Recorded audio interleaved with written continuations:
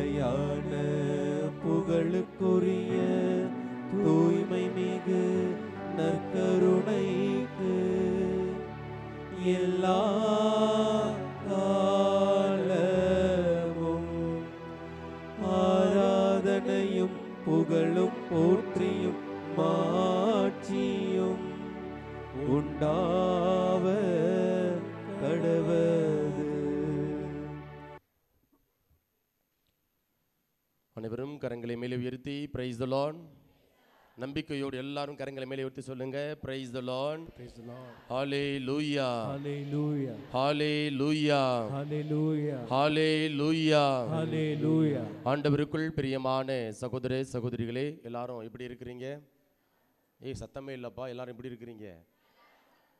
நல்லா இருக்கிறீங்களா? கரங்களை தட்டி ஆண்டவர் நன்றி செலுத்துவோம். கரங்களை தட்டி ஆண்டவர் நன்றி செலுத்துவோம்.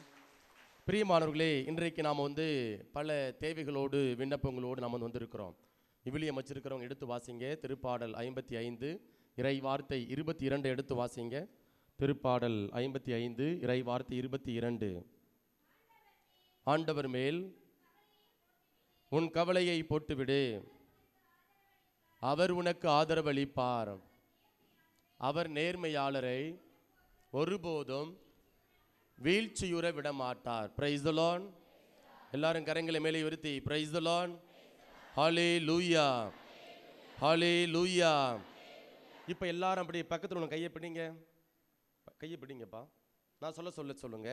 ஆண்டவர் மேல் உன் கவலையை போட்டுவிடு, அவர் உனக்கு ஆதரவளிப்பார். அவர் நேர்மையாளரை ஒருபோதும் வீழ்ச்சியுற விடமாட்டார். இப்போ நம்ம எதுக்கு கோயிலுக்கு வந்திருக்கிறோம்? சும்மா பேசலாம், ரொம்ப யதார்த்தமாக என்ன வருதோ பேசலாம். நம்ம எதுக்கு கோயிலுக்கு, இப்போ நீங்கள் எதுக்கு கோயிலுக்கு வந்திருக்கிறீங்க? சாமி கும்பிட. Very good. அடுத்து வேற எதுக்கு கோயிலுக்கு வந்திருக்கிறோம்? தேவைகளை எல்லாம் பெற்றுக்கொள்வதற்காக. Very good. அடுத்து வேற என்னது? பிறரு வெறி கரங்களை தட்டி நன்றி செலுத்துவோம். பிறருக்காக ஜெபிப்பதற்காக வந்திருக்கிறோம்.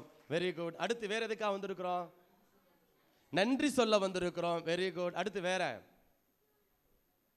இப்ப கையை விட்டுக்கலாம். அப்ப நான் சொல்றதுக்கு கையை பிடிச்சிக்கலாம். சரியா? அப்ப வேற எதுக்காக கோயிலுக்கு வந்திருக்கிறோம்? சும்மா சொல்லுங்க. என்னப்பா? ஆண்டவரோட ஜெபிக்க. அந்த ரொம்ப பொடியை ரொம்ப அழகா பேசுறான். கரங்களை தட்டி அந்த பையனுக்கு ஒரு வாழ்த்துக்களை தெரிவிப்போம். சரிங்களா? வாழ்த்துக்கள். சரிங்களா? இப்ப பாருங்க, பல தேவைகள், பல விண்ணப்பங்கள், பல நெருக்கடிகள். ஃபாதர், படுத்தா தூக்கமே வர மாட்டேங்குது ஃபாதர். சில பேர் என்கிட்டலாம் ஃபோன் அடிச்சு சொல்லுவாங்க. அப்படியாமா? பல கவலைகள் சொல்லுவாங்க. உடனே அழுவாங்க. என்ன அப்படின்னா, என் புள்ள சொல்றதையே கேட்க மாட்டேங்கிறான் ஃபாதர், அப்படி இப்படி இருக்கிறான் ஃபாதர், வீட்டுக்காரன் சம்பாதிக்கிறான் ஃபாதர், கையில் காசை கொடுக்கவே மாட்டேங்கிறான் ஃபாதர், தண்ணி அடிச்சுட்டு மட்டை ஆயிடுறான் ஃபாதர். சரிங்களா? அவங்க மனைவி என்ன பண்ணுறாங்க? அப்படியே தத்தளிக்கிறாங்க. குடும்பத்தை எப்படி நடத்துறது, தத்தளிக்கக்கூடிய ஒரு நிலை. அப்போ பாருங்க, பல தேவைகள், பல விண்ணப்பங்கள், பல போராட்டங்கள், பல பாரங்கள், மனசில் பல பாரங்கள். இன்றைக்கு ஆண்டவர் சொல்கிறாரு, திருப்பாடல் 55 இறை வார்த்தை 22 சொல்கிறாரு, ஆண்டவர் மேல் உன் கவலையை போட்டுவிடு, அவர் உனக்கு ஆதரவு அளிப்பார். சரிங்களா? ஆண்டவர் மேல் உன் கவலையை போட்டுவிடு, அவர் உனக்கு ஆதரவு அளிப்பார். அவர் நேர்மையாளரை ஒருபோதும் வீழ்ச்சியுற விட மாட்டார். இப்போ நீங்க அடுத்தவங்க கையை பிடிச்சுக்கங்க. இப்போ அவங்கள என்ன யாரும் பார்க்கக்கூடாது, அவங்கள பார்த்து சொல்லணும். அவங்கள பார்த்து சொல்லணும் சிரிச்ச முகத்தோட. இந்த ஒப்புக்கெல்லாம் கை கொடுக்கக்கூடாது. நல்லா இருக்க பிடிச்சிக்கிறேன், கவலைப்படாத, நான் உன்னோட இருக்கிறேன். சரிங்களா? அப்படின்னு நான் சொல்லுங்க.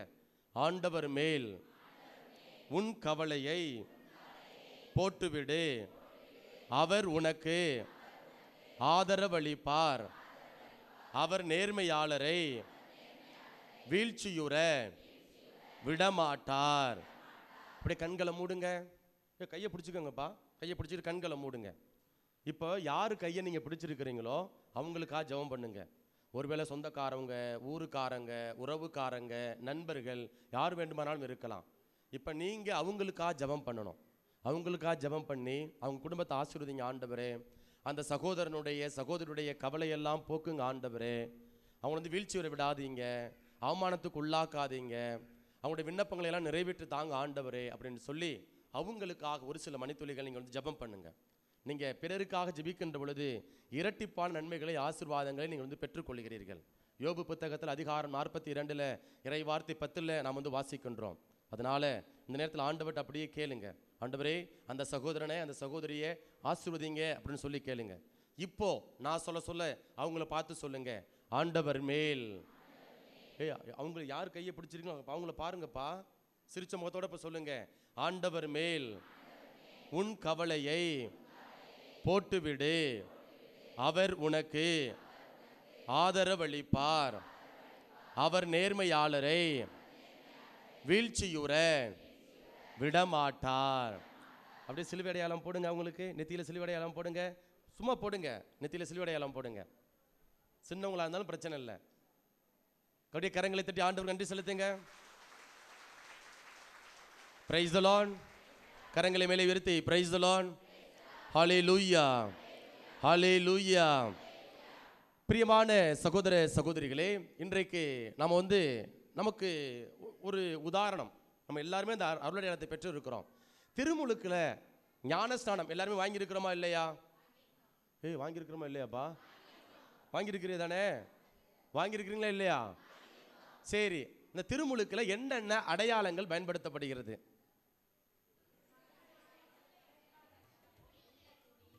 வெள்ளை, எங்க அம்மா வெரி குட், வெள்ளை துணி. அடுத்து எண்ணெய். என்னென்ன திருத்தலம் பயன்படுத்துறாங்க? திருத்தைலம் 2 திருத்தைலம் பயன்படுத்துறாங்க. என்னென்ன திருத்தைலம்? கிறிஸ்துமா திருத்தைலம். அடுத்து இன்னொன்னு என்ன? இதெல்லாம் கேட்காதீங்க ஃபாதர். என்ன இன்னொரு திருத்தலம்? என்ன திருத்தைலம்? என்ன? ஆயத்த எண்ணெய். சரிங்களா? என்ன எண்ணெய்? ஆயத்த எண்ணெய். ஆயத்த எண்ணெய் வந்து எங்க தடவுவாங்க? என்னது? நெஞ்சில, குழந்தையினுடைய மார்புல. எந்த எண்ணெய் தடவுவாங்க? சொல்லுங்கப்பா, எந்த எண்ணெய்? ஆயத்த எண்ணெய். சரிங்களா? ஓசி, ஆயில் ஆஃப் கேட்டக்யூமன். 3 விதமான திருத்தைலம். SC, sacrament of chrism. OC, oil of catechumen. அடுத்து ஓஐ, ஆயில் ஆஃப் இன்ஃபர்மேரியம். அது நோயில் புசலுக்கு பயன்படுத்துறோம் இல்லையா? நோயில் புசலுக்கு சாமியார் வந்து காலெல்லாம் உள்ளங்கெல்லாம் தடவுவாங்க, நீ பார்த்துருப்பீங்க. அப்போ ஓஐ, ஆயில் ஆஃப் இன்ஃபர்மேரியம், சுகப்படுத்தக்கூடிய, குணப்படுத்தக்கூடிய எண்ணெய். இப்போ திருமுழுக்கில் என்னென்ன திருத்தைலம் பயன்படுத்தப்படுகிறது? அடிப்படை மறைக்கல்விதான், சின்ன வயசுல படிச்சது தான். கிறிஸ்துமா திருத்தைலம் அது எங்க தடவப்படுகிறது? உச்சந்தலையில. ஏன் உச்சந்தலையில தடவுறாங்க? சொல்லுங்கப்பா. நான் பேச வேண்டிய டாபிக் வேற இருக்குது, நீங்க இதுல நிறுத்துறாதீங்க. என்ன கிறிஸ்துமா திருத்தலத்தை ஏன் உச்சந்தலையில தடவுறாங்க? என்ன அடையாளம்? அருள் பொழிவின் அடையாளம். என்ன அடையாளம்? அருள் பொழிவின் அடையாளம். சரிங்களா? ஆயத்த எண்ணெய் குழந்தையினுடைய மார்பில் தடவப்படுகிறது. பேய்களிலிருந்து பேய்களை ஓட்டவும். சரிங்களா? அந்த ஆயத்த எண்ணெய் என்ன செய்யப்படுனா அந்த குழந்தையுடைய மார்பிலும் தடவப்படுகிறது.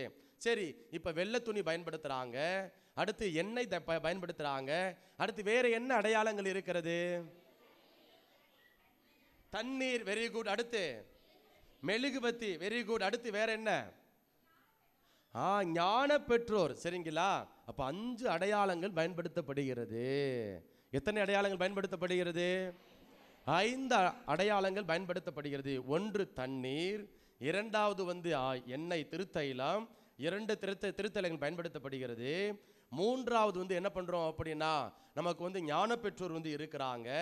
4வது வெள்ளை துணி பயன்படுத்தப்படுகிறது. 5வது வந்து என்ன செய்யறாங்க அப்படின்னா வந்து நெருப்பு, மெழுகுதிரியானது வந்து கொடுக்கப்படுகிறது.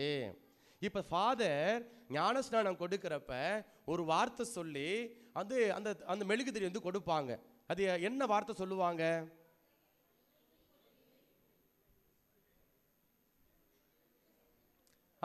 சொல்லுங்கப்பா. கிறிஸ்துவின் ஒளியை சொல்லுங்க, கிறிஸ்துவின் ஒளியை பெற்றுக்கொள்ளுங்கள்.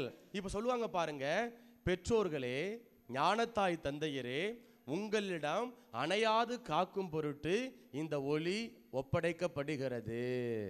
சாமியார் சொல்லுவாரா மாட்டாரா? நீங்க என்ன பண்ணுவீங்க? புள்ள அழுவுதுடி, அதை கொண்டு வாடி, இதை கொண்டு வாடி, இப்பதான் சொல்லிட்டு இருப்பீங்க. இந்த ஜெபமெல்லாம் கவனிக்கவே மாட்டீங்க. சரிங்களா? அப்ப பாருங்க, ரொம்ப அழகா திருமுழுக்குல நமக்கு என்ன செய்யப்படுகிறது அப்படின்னா, ஒரு நெருப்பு நமக்கு வந்து கொடுக்கப்படுகிறது, ஒளியானது நமக்கு வந்து கொடுக்கப்படுகிறது. கொடுக்கப்பட்டுச்சா இல்லையா? உங்கள் பெற்றோரே, ஞானத்தாய் தந்தையரே, உங்களுடைய குழந்தைகளின் உள்ளத்தில் அணையாது காக்கும் பொருட்டு கிறிஸ்துவின் ஒளியை பெற்றுக்கொள்ளுங்கள். இப்போ நம்ம என்ன பண்ணுவோம்? ஒளியை வாங்கிக்குவோம். அப்புறம் ஒரு சில ஜெபத்தை வந்து சொல்லுவாங்க, அன்னையோட முடிஞ்சிச்சு சோழி. அதற்கப்புறம் அந்த நெருப்பு, அந்த ஒளி நமக்குள்ள வந்து இருக்கிறதா அப்படின்னா மிகப்பெரிய ஒரு கேள்விக்குறி. Praise the Lord, praise the Lord, hallelujah, hallelujah. இப்போ இந்த நெருப்பினுடைய தன்மைகள் என்ன? நெருப்பு என்னென்ன பண்ணும்? வெளிச்சம் கொடுக்கும். Very good. நெருப்பு என்ன பண்ணுது? வெளிச்சம் கொடுக்குது. இப்போ பாருங்க, இன்றைக்கு என்னதான் நமக்கு வந்து டெக்னாலஜி தொழில்நுட்பம் வளர்ந்தாலும், சரிங்களா, சோலார் எல்லாம் வளர்ந்தாலும், இன்னும் ஒரு சில இடங்களில் வந்து என்ன பண்ணுறோம் அப்படின்னா தீப்பந்தங்களை பயன்படுத்துகின்றோம். பயன்படுத்துகிறோமா இல்லையா? என்னப்பா பயன்படுத்துகிறோமா இல்லையாப்பா? என்ன? அப்போ தீப்பந்தம் வந்து என்ன செய்கிறது அப்படின்னா இருளில் இருந்து நமக்கு வந்து வெளிச்சத்தை கொடுக்கக்கூடிய ஒன்றாக நமக்கு வந்து இருக்கிறது. சரியா? அடுத்து இந்த நெருப்பு வந்து நமக்கு என்ன செய்கிறது? சும்மா சொல்லுங்க, நெருப்பு அடுத்து என்ன செய்கிறது நமக்கு? என்னதுக்கா? அவிஞ்சிரும். Okay, very good. அடுத்து வேற என்ன பண்ணுது? நெருப்பினுடைய தன்மை என்ன பண்ணுது? நெருப்பு நம்மை சுத்திகரிப்பு செய்கிறது, தேவையில்லாத காரியங்களிலிருந்து நம்மிடமிருந்து அப்புறப்படுத்துகிறது. ஒரு சின்ன உதாரணம், இப்போ நாம் வந்து சிக்கன் சாப்பிடணும். சிக்கன் சாப்பிட்றது என்னென்ன படிநிலைகள்? என்னப்பா எல்லாம் கறியெல்லாம் சாப்பிடுவீங்களா மாட்டீங்களா? எல்லாம் ஒரு மாதிரி பார்க்குறீங்க, ஏற இறங்க பார்க்குறீங்க. நெருப்பு, இப்போ சிக்கன், கோழி கறி சாப்பிடணும்ப்பா. இப்போ கடைக்கு போகணும். இப்போ கடைக்காரர் என்ன பண்ணுறாரு? கோழியை கட் பண்ணுறாரு. அடுத்து நெருப்பில் வாட்டுறாரா இல்லையா? இப்போ நீங்களும் உங்கள் வீட்டில் பண்ணுவீங்களா மாட்டீங்களா? எங்கள் வீட்டில் நான் பார்த்துருக்கேன், எங்கள் அம்மா என்ன பண்ணுவாங்க அப்படின்னா கோழி வந்து அறுத்துட்டு சுடுதண்ணில் போட்டு முக்கி எடுத்து அந்த இதெல்லாம் இறகெல்லாம் பிச்சுட்டு என்ன பண்ணுவாங்க அப்படின்னா அடுத்து நெருப்பில் வாட்டி அப்புறம் கொஞ்சம் உப்பு மஞ்சத்தூள் இதெல்லாம் தடவி. என்னப்பா நீங்கள் பண்ணுறது? எல்லாம் சமைக்கிறீங்களா இல்லையாப்பா? வீட்டில் சமைக்கிறீங்களா இல்லையா?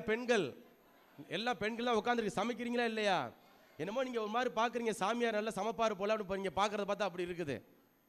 அப்போது என்ன பண்ணுறோம் அப்படின்னா முடியெல்லாம் நெருப்பில் போட்டு வாட்டுறோமா இல்லையா? அப்போ ஏன் நம்ம முடிய நெருப்பில் போட்டு ஏன் வாட்டுறோம்? என்ன காரணம்? உள்ளக்குள்ளே போயிடுச்சு, வயிற்றுக்குள்ளே போயிடுச்சுன்னா என்ன அப்படின்னா உடலுக்கு ஒவ்வாமை, வயிற்றுப்போக்கு போகும், வாந்தி வரும், அல்லது வேறு ஏதாவது நமக்கு வந்து உடலில் வந்து மாற்றங்களை ஏற்படுத்துதா இல்லையாப்பா? அப்போ பாருங்க, தேவையில்லாத கழிவுகளை அப்புறப்படுத்துகிறது. நெருப்பு என்ன செய்யறது அப்படின்னா தேவையில்லாதவற்றை அப்புறப்படுத்துகிறது. அதே போலதான் நம்முடைய வாழ்க்கையில நம்ம என்ன பண்றோம் அப்படின்னா இயேசுவிடமிருந்து ஒளியை பெற்றுக்கொண்டிருக்கிறோமா இல்லையா? எப்போ வாங்கி இருக்கிறோம்? திருமுழுக்கு என்கிற அருளடையாளத்தில் நம்ம வந்து இயேசுவிடமிருந்து ஒளியை, நெருப்பை நாம் வந்து பெற்றுக்கொண்டிருக்கிறோம். அப்ப நெருப்பை பெற்றுக்கொண்ட நாம வந்து என்ன செய்யறோம் அப்படின்னா அந்த நெருப்பை பிறருக்கு வந்து வழிகாட்டணும், பிறருக்கு வழியானது இருக்கணும். அப்ப அந்த இயேசு என்கிற நெருப்பு என்ன பண்றாரு அப்படின்னா நம்ம இதயத்துக்குள்ள வந்து என்ன பண்றாரு? அப்படியே வந்து சுத்திகரிப்பு செய்கின்றார். இப்போ சின்ன உதாரணம், இப்பெல்லாம் நிறைய குடும்பம் அதாவது 90%, 95% எல்லாம் கேஸ் அடுப்பு போயிட்டோம். ஒரு காலகட்டத்தில் விறகு அடுப்பு பயன்படுத்தணும். அப்போது ஒவ்வொரு நாளும் இந்த தாய்மார்கள், பெண்கள் நீங்கள் என்ன பண்ணுவீங்க அப்படின்னா அடுப்பை வந்து சுத்தம் செய்வீங்க. அந்த சாம்பலெல்லாம் வெளியில் எடுத்தீங்களா இல்லையாப்பா? ஏன் அந்த சாம்பல்லாம் வெளியில் எடுத்தீங்க? கையம்மையான்னு பேசுறியா? நான் கேட்டால் சொல்ல மாட்டேங்கிறிய. எதுக்கு சாம்பலை அடுப்பிலிருந்து வெளியில் அடுத்த நாள் சமைப்பதற்கு முன்பதாக எடுக்கிறோம்? அதான் எதுக்கு பண்றிய? சுத்தம் பண்றோம். ஏன் சுத்தம் பண்றீங்க? அப்படியே இருக்க முடியுதானே, சமைக்க முடியுதானே? சாம்பல் எரியாது. பரவாயில்ல, புரிஞ்சுக்கிட்டீங்க. சரிங்களா? அப்போ பாருங்க, நம்ம சமைப்பதற்கு நம்முடைய அன்றாட நம்முடைய வீட்டில் என்ன பண்ணுறோம் அப்படின்னா வந்து பயன்படுத்தக்கூடிய பொருட்கள், அதில் வந்து அந்த சமைப்பதற்கு வந்து விறகு பயன்படுத்துகிறோம். அந்த விறகு வந்து என்ன பண்ணுது அப்படின்னா அப்படியே சாம்பல் அப்படியே கக்கிக்கிட்டே இருக்குது. சரியா?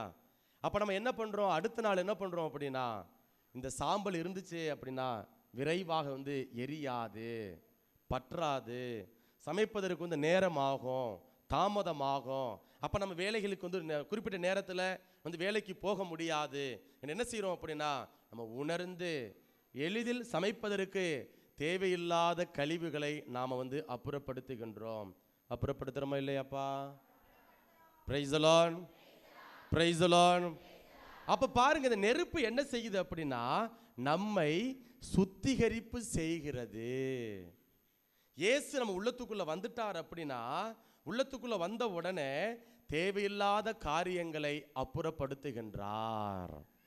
இப்போ நான் கோபத்தோட வர்றேன்ப்பா, வீட்டில் 23ஆம் தேதி மலை மாதாவுக்கு போறேன். உங்க வீட்டுக்காரர் சொல்லுவாரு, ஏண்டி வேற பொழப்பே இல்லையா, மாசம் ஆனா மலை மாதாவுக்கு அம்மா சர்த்தத்திற்கு போயிடுற, ஒரு பொழுத வீணடிச்சிடுற, ஜாலியா சுத்திட்டு வர்ற. அப்படி என்ன பண்ணுவாங்க அப்படின்னா உங்க மாமியார் பேசுவாங்க, உங்க மாமனார் பேசுவாங்க, உங்க வீட்டுக்காரர் பேசுவாங்க, உங்க மனைவி பேசுவாங்க.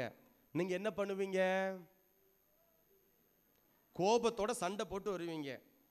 ஏய் சும்மா இரியா, நச நசன்னு பேசிட்டு இருக்காங்க, சும்மா கம்முன்னு இரியா சொல்லுவீங்களா மாட்டீங்களா? Price the Lord. அப்போ ஒத்துக்கிறீங்க, நீங்க சொல்றீங்க. சரியா?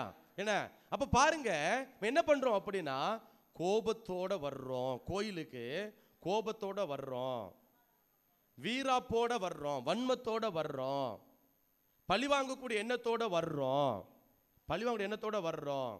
இப்ப நற்கருணை ஆராதனையில பங்கெடுக்கிறோம், ஃபுல்லா உட்கார்ந்துருக்கிறோம், கையை கட்டிக்கிட்டு நீ பாட்டுக்கு பேசுங்க ஃபாதர், நீங்க பாட்டுக்கு நீங்க ஃபாதர், நீங்க பேசுறது பயங்கரமா இருக்குது ஃபாதர், என் வாழ்க்கையோட அப்படியே தொடர்புடையதா இருக்குது ஃபாதர், அப்படியே அழுகையா வருது ஃபாதர், நீங்க எனக்கே சொன்னது போல இருக்குது ஃபாதர். எல்லாம் சரிதான், உங்களுக்கே சொன்னது போல இருக்கலாம், சரி அதெல்லாம் ஓகே. இங்க வந்துருச்சு, இங்க வந்துருச்சா, இங்க வந்துருச்சு. இப்ப இங்க என் இதயத்துக்குள்ள வந்துருச்சா, இங்க வந்தாதான் மாற்றம் ஏற்படும். Price the Lord. இல்லைன்னு வச்சுங்களேன், நான் வந்து ஆராதனை முடிஞ்சு ஒரு மணி நேரம் உங்களுக்கு டாக் கொடுக்குறேன், இறைவார்த்தை வந்து அறிவிக்கிறேன்னு வச்சுங்களேன். அப்போ நான் கேட்பேன், நான் உங்களுக்கு என்ன சொன்னேன் அப்படின்னா நீங்கள் எல்லாம் அப்படியே பார்ப்பீங்க, ஃபாதர் என்ன சொன்னார். ஏன்னா அப்படியே மனசு அப்படியே அலைபாய்ந்து கொண்டே இருக்கிறது. மனசு என்ன செய்து அப்படியே அலைபாய்ந்து கொண்டே நம்முடைய துன்பங்கள், நெருக்கடிகள், வேதனைகள் அதோட தொடர்புபடுத்தி என்ன பண்ணுறோம் அப்படின்னா நம்முடைய வாழ்வை அந்த கடவுள் நமக்கு கொடுத்துருக்கிற நெருப்பை வந்து அப்படியே அணைத்து கொண்டே இருக்கிறோம். இப்போ நம்ம இதயத்துக்குள்ள வந்து என்ன இருக்குது அப்படின்னா பெரும்பாலான நேரங்களில் சாம்பல் தான் இருக்குது. பெரும்பாலான நேரங்களில் சாம்பல், தேவையில்லாத கழிவுகள் தான் நம்முடைய இதயத்துக்குள்ள வந்து இருக்கிறது. நம்ம எல்லாருமே கோபப்படுறோமா இல்லையா? கோபப்படுறீங்களா இல்லையாப்பா? இப்போ நான் அடுத்து கேட்குறேன், நம்ம எல்லாருக்கிட்டையும் பேசுகிறோமா? இதெல்லாம் நான் இதெல்லாம் கேட்க வேண்டாம், சொல்ல வேண்டாம், உங்கள் மனசாட்சி தெரியும். இப்போ நான் சொல்கிறேன், நான் கேட்குறேன் அப்படின்னா நான் எல்லாத்துட்டையும் எப்படி இருக்கிறேன், சரிங்களா? அப்போ என் மனசாட்சிக்கு கடவுள் பார்க்குற, என் மனசாட்சியை பார்க்குறாரு. இப்போது நீங்கள் கொஞ்சம் யோசித்து பாருங்கள், நான் எல்லாத்தோடையும் என் கூட பிறந்த அண்ணன் தம்பியோட, சொந்தக்காரனோட, பக்கத்து வீட்டுக்காரங்களோட நான் பேசுகிறேனா? அடுத்து நான் மன்னிக்கிறேனா? ஏதோ துரோகம் பண்ணிட்டாங்க அல்லது கொடுமைப்படுத்திட்டே இருக்கிறாங்க, மனசு நோகடிச்சுக்கிட்டே இருக்கிறாங்க, கையில் கிடைக்கிறத எடுத்து அடிக்கணும் போல தோணுது, வாயில வரதை பேசணும் போல தோணுது. இல்லை யதார்த்தமா பேசுறாங்க, சரிங்களா? அவ பாருங்க, இப்ப மன்னிக்க முடியல, அப்ப சாம்பல். அப்ப இதயத்துக்குள்ள என்ன இருக்கணும் அப்படின்னா கடவுளுடைய பிரசன்னம் இருக்கணும். பாருங்க, உங்கள் உடல் தூய் ஆவியார் தங்குகின்ற கோவில் என்று உங்களுக்கு தெரியாதா? சரிங்களா? உங்கள் உடல் தூய் ஆவியார் தங்குகின்ற கோவில் என்று உங்களுக்கு தெரியாதா? எடுத்து வாசிங்க, பைபிள் வச்சிருக்கிறவங்க 2 கொரிந்தியர் அதிகாரம் 3 எடுங்க, கொரிந்தியர்கள் 2வது புத்தகம் அதிகாரம் 3 நினைக்கிறேன்.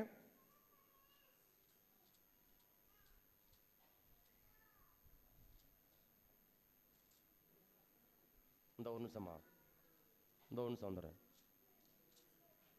சாரி, 1 கொரிந்தியர் எடுங்க. 1 கொரிந்தியர் அதிகாரம் 3 இறைவார்த்தை 17. 1 கொரிந்தியர் அதிகாரம் 3 இறைவார்த்தை 17.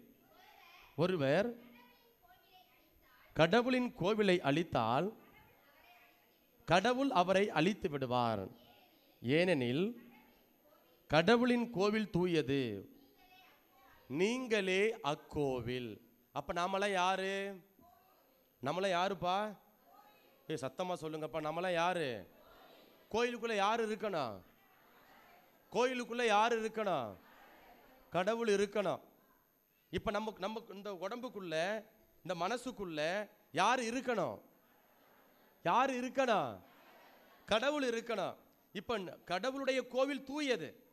நான் சொல்லலப்பா, ஆண்டவருடைய வார்த்தை சொல்லுகிறது. கடவுளுடைய கோவில் தூயது. சரிங்களா? அப்ப அந்த கடவுளுடைய கோவில் தூயது, நீங்களே அக்கோவில். அப்ப என்னுடைய இந்த இதயம் என்கிற அந்த கோவில் தூயதாக இருக்கிறதா? கொஞ்சம் யோசித்து பார்க்கணும். என் இதயத்துக்குள்ள நாக்க நீட்டி நன்மை வாங்குறேன், என்ன நன்மை வாங்குறேன், திருப்பலி கருத்துக்கள் பூச கருத்து ஒப்பு கொடுக்கிறேன், அன்னதானம் பண்றேன், எல்லாம் பண்றேன். ஆனால் என்ன பண்றேன் அப்படின்னா, என் இதயத்துக்குள்ள இன்னும் மன்னிக்க முடியாமல் இருக்கிறேன், ஏற்றுக்கொள்ள முடியாமல் இருக்கிறேன். Price the Lord. எல்லாரும் இங்கே பாருங்கப்பா, ஆண்டவரை பாருங்க. மக்கள் வருவாங்க போவாங்க, அதெல்லாம் கவலைப்படக்கூடாது. சரியா? ஆண்டவரை பாருங்க. இப்போ அப்படியே பக்கத்தில் கையை பிடிச்சு சொல்லுங்க, கையை பிடிச்சு சொல்லுங்க, நீங்கள் கடவுளுடைய கோவில், கடவுளுடைய கோவில் தூயது. ஆகவே அந்த கோவிலை அழியாமல் பார்த்து கொள்ளுங்கள். Praise the Lord. Praise the Lord. Hallelujah. Hallelujah. பிரியமான சகோதர சகோதரிகளே, பாருங்க, அந்த நெருப்பு நம்முடைய உள்ளத்துக்குள்ள அணையாது கொடுக்கப்படுகின்றது. அப்ப அந்த நெருப்பு என்ன செய்யுது அப்படின்னா, நமக்கிட்ட ஒளி கொடுக்கிறது, அதே சுத்திகரிப்பு செய்கிறது. நெருப்பு அடுத்து என்ன செய்யுது அப்படின்னா, பரவுகிறது. நெருப்பு பத்த வைக்கிறோம், அப்படியே வேலி அடுத்த வேலி அப்படியே செடி பரவிட்டே இருக்குதா இல்லையா? அப்ப இயேசுவால ஈர்க்கப்பட்டவங்க என்ன பண்ணணும்? இயேசுவால, இப்ப உதாரணமா, இப்ப நீங்க மலைமாதாவுக்கு வர்றீங்க. ஒருவேளை உங்க ஊர்ல அல்லது உங்க சொந்தக்காரவங்க அல்லது யாரோ ஒருத்தவங்க பிற சமயத்தை சார்ந்தவங்களா இருக்கலாம். அவங்க வீட்டில் என்ன செஞ்சிருவாங்க, பிரச்சனை இருக்கலாம். அப்ப என்ன பண்ணுவீங்க நீங்க? கோயிலுக்கு வா பிள்ளை, மலைமாதா கோயிலுக்கு வா, ஒரு 10 வாரம் தொடர்ந்து வா, ஏன்னா தொடர்ந்து வா, இந்த வேண்டுதல் ஒப்புக்கொடு, மாதா கிட்ட ஒப்புக்கொடு. மாதா என்ன பண்ணுவாங்க அப்படின்னா, நிச்சயமா நிறைவேற்றி கொடுப்பாங்க, மகன்கிட்ட பெற்று கொடுப்பாங்க அப்படின்னு சொல்லி நீங்க சொல்லியிருக்கிறீங்களா இல்லையா? சொல்லியிருக்கிறீங்களா இல்லையாப்பா? கரங்களை தட்டி ஆண்டவர் நன்றி செலுத்துவான்.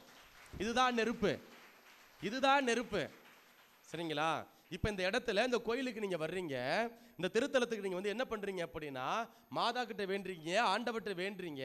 இப்ப உங்களுடைய விண்ணப்பங்கள் நிறைவேற்றப்படுகிறது. இப்ப இயேசு என்கிற நெருப்பினால் நீங்க நிரப்பப்பட்டு இருக்கிறீங்க. நிரப்பப்பட்டு நீங்க என்ன பண்றீங்க அப்படின்னா, அடுத்தவங்களை அழைச்சிட்டு வர்றீங்க. இப்ப பைபிள் விவிலியத்தில் வாசிக்கிறோமா இல்லையா?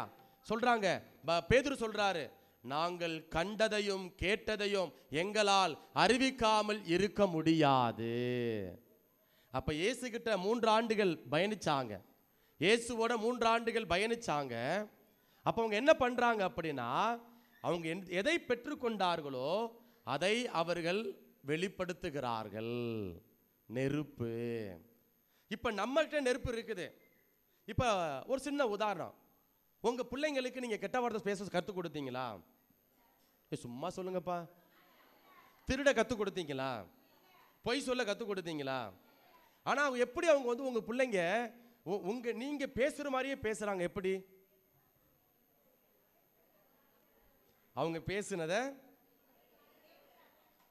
கேட்டிருக்கிறாங்க.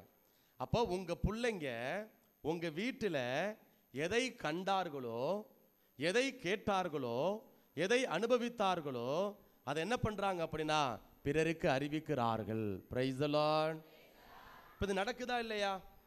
இது இயல்பா நம்ம வீட்டில் நடக்குதா இல்லையா? நடக்குதா இல்லையாப்பா? இப்போ நம்மளை அறியாமலேயே நீங்க நினைப்பீங்க, இது என்ன சின்ன புள்ள தானே, 3 வயசு தானே ஆகுது, 4 வயசு தானே ஆகுது, இதுக்கு என்ன தெரியுது அப்படின்னு சொல்லி நீங்க பாட்டுக்கு பொல்லன்னு உங்க மனைவியை அடிக்கிறீங்க, உங்க வீட்டுக்கார வந்து கெட்ட வார்த்தை சொல்லி திட்டுறீங்க, தூக்கி அப்படியே செவுத்துல அணைக்கிறீங்க. வீட்டுக்கார ஏய் உட்கார்றா, எந்தர்றா, மிரட்டுறீங்க, எல்லாம் பண்றீங்க. உங்க பிள்ளைங்க அப்படியே பார்க்குறாங்க. உங்க பிள்ளைங்க இங்கே இந்த பொடிசெல்லாம் இந்த அதெல்லாம் உட்காந்துருக்கு இல்லையா, இதெல்லாம் பார்க்குது. இந்த அவங்க உட்காந்து எல்லாம் பார்க்குது. பார்த்துட்டு அப்போ அது வயசு வர்றப்ப, வாய்ப்பு வர்றப்ப என்ன பண்ணுது அப்படின்னா, அது வந்து அப்படியே பேசி பார்க்குது. அது அந்த நண்பர்களுக்குள்ள அப்படின்னா அந்த கூட்ட வட்டத்தில் ஏய் என்னோட 2 கெட்ட வார்த்தை போடும். அவங்க அப்பா பேசுகிற மாதிரியே கெட்ட வார்த்தை போடும். சிகரெட்டு பிள்ளைங்க அவங்க பசங்க தம் அடிக்கிறாங்க பாருங்க, அப்பா பாக்கெட்லேருந்து தம் எடுத்துருவாங்க. அவங்க அப்பா அடிக்கிற போலயே என்ன பண்ண இப்படி தம் அடிப்பாங்க, தெரியாது. அப்போ எதை பார்க்கிறார்களோ, எதை கண்டார்களோ, எதை கேட்டார்களோ, பிள்ளைங்க வந்து என்ன பண்றாங்க அப்படின்னா அதை அவர்கள் வந்து வெளியில் அப்படியே தங்களுடைய அன்றாட வாழ்க்கையில வெளிப்படுத்தக்கூடிய ஒரு நிலை. ஆனா இங்க நெருப்பு வந்து என்ன செய்யுது அப்படின்னா பரவுகிறது. இயேசு என்கிற நெருப்பினால் நிரப்பப்பட்ட ஒவ்வொருவரும், சரிங்களா, இயேசு என்கிற நெருப்பினால் நிரப்பப்பட்ட ஒவ்வொருவரும், இயேசுவினுடைய ஒளியை பெற்றுக்கொண்ட ஒவ்வொருவரும் என்ன பண்ணணும் அப்படின்னா இயேசுவை பிறருக்கு அறிவிக்கக்கூடிய பிள்ளைகளாக இருக்க வேண்டும். இப்போ நம்முடைய அன்றாட வாழ்க்கையில அந்த நெருப்பு, இந்த உள்ளத்துக்குள்ள அந்த நெருப்பு இருக்குது இல்லையா, அந்த நெருப்பை ஊருக்கெல்லாம் உபதேசம் வேண்டாம்பா. உங்க குடும்பத்துல கணவன் மனைவி பிள்ளைகள் 2 பேர் இருப்பீங்க, கணவன் மனைவி பிள்ளைகள் 2 பேர் இருப்பீங்க, சரிங்களா. அப்புறம் மாமனார் மாமியார் இருக்கலாம், அல்ல நீங்க தனி கொடுத்தனம் போயிருக்கலாம். அந்த உங்க குடும்பத்துக்குள்ள ஒரு 5 பேத்துக்குள்ள ஒரு 6 பேத்துக்குள்ள நீங்க அந்த இயேசுவை எப்படி பிறருக்கு பரப்பக்கூடியவர்களாக, இயேசு என்கிற நெருப்பை பிறருக்கு கொடுக்கக்கூடியவர்களாக நீங்கள் வந்து இருக்கிறீர்கள். சின்ன பிள்ளைங்க, இந்த சின்ன பிள்ளைங்களா ஞாயிற்றுக்கிழமை கோயிலுக்கு போகணும், அது இயேசு நெருப்பை கொடுக்கிறது. மறைக்கல்விக்கு போக அனுப்பணும், இயேசு என்கிற நெருப்பை கொடுக்கிறது, நம்பிக்கையை கொடுக்கிறது. நாம அனுபவித்ததை, நாம பெற்றுக்கொண்டதை என்ன பண்றோம் அப்படின்னா அடுத்த தலைமுறையினருக்கு நாம் வந்து கடத்த வேண்டும். இப்போ நீங்க உங்க பிள்ளைங்களுக்கு மறைக்கல்வியை அல்லது கோயிலுக்கு போக கற்றுக் கொடுக்கிறீங்களா? ஞாயிற்றுக்கிழமை கோயிலுக்கு போக கற்றுக் கொடுக்கிறீங்களா? நாங்களே கோயிலுக்கு போக மாட்டோம் ஃபாதர். யாரெல்லாம் ஞாயிற்றுக்கிழமை கோயிலுக்கு வருவிய? என்னப்பா பாதி பேர் கை தூக்கல,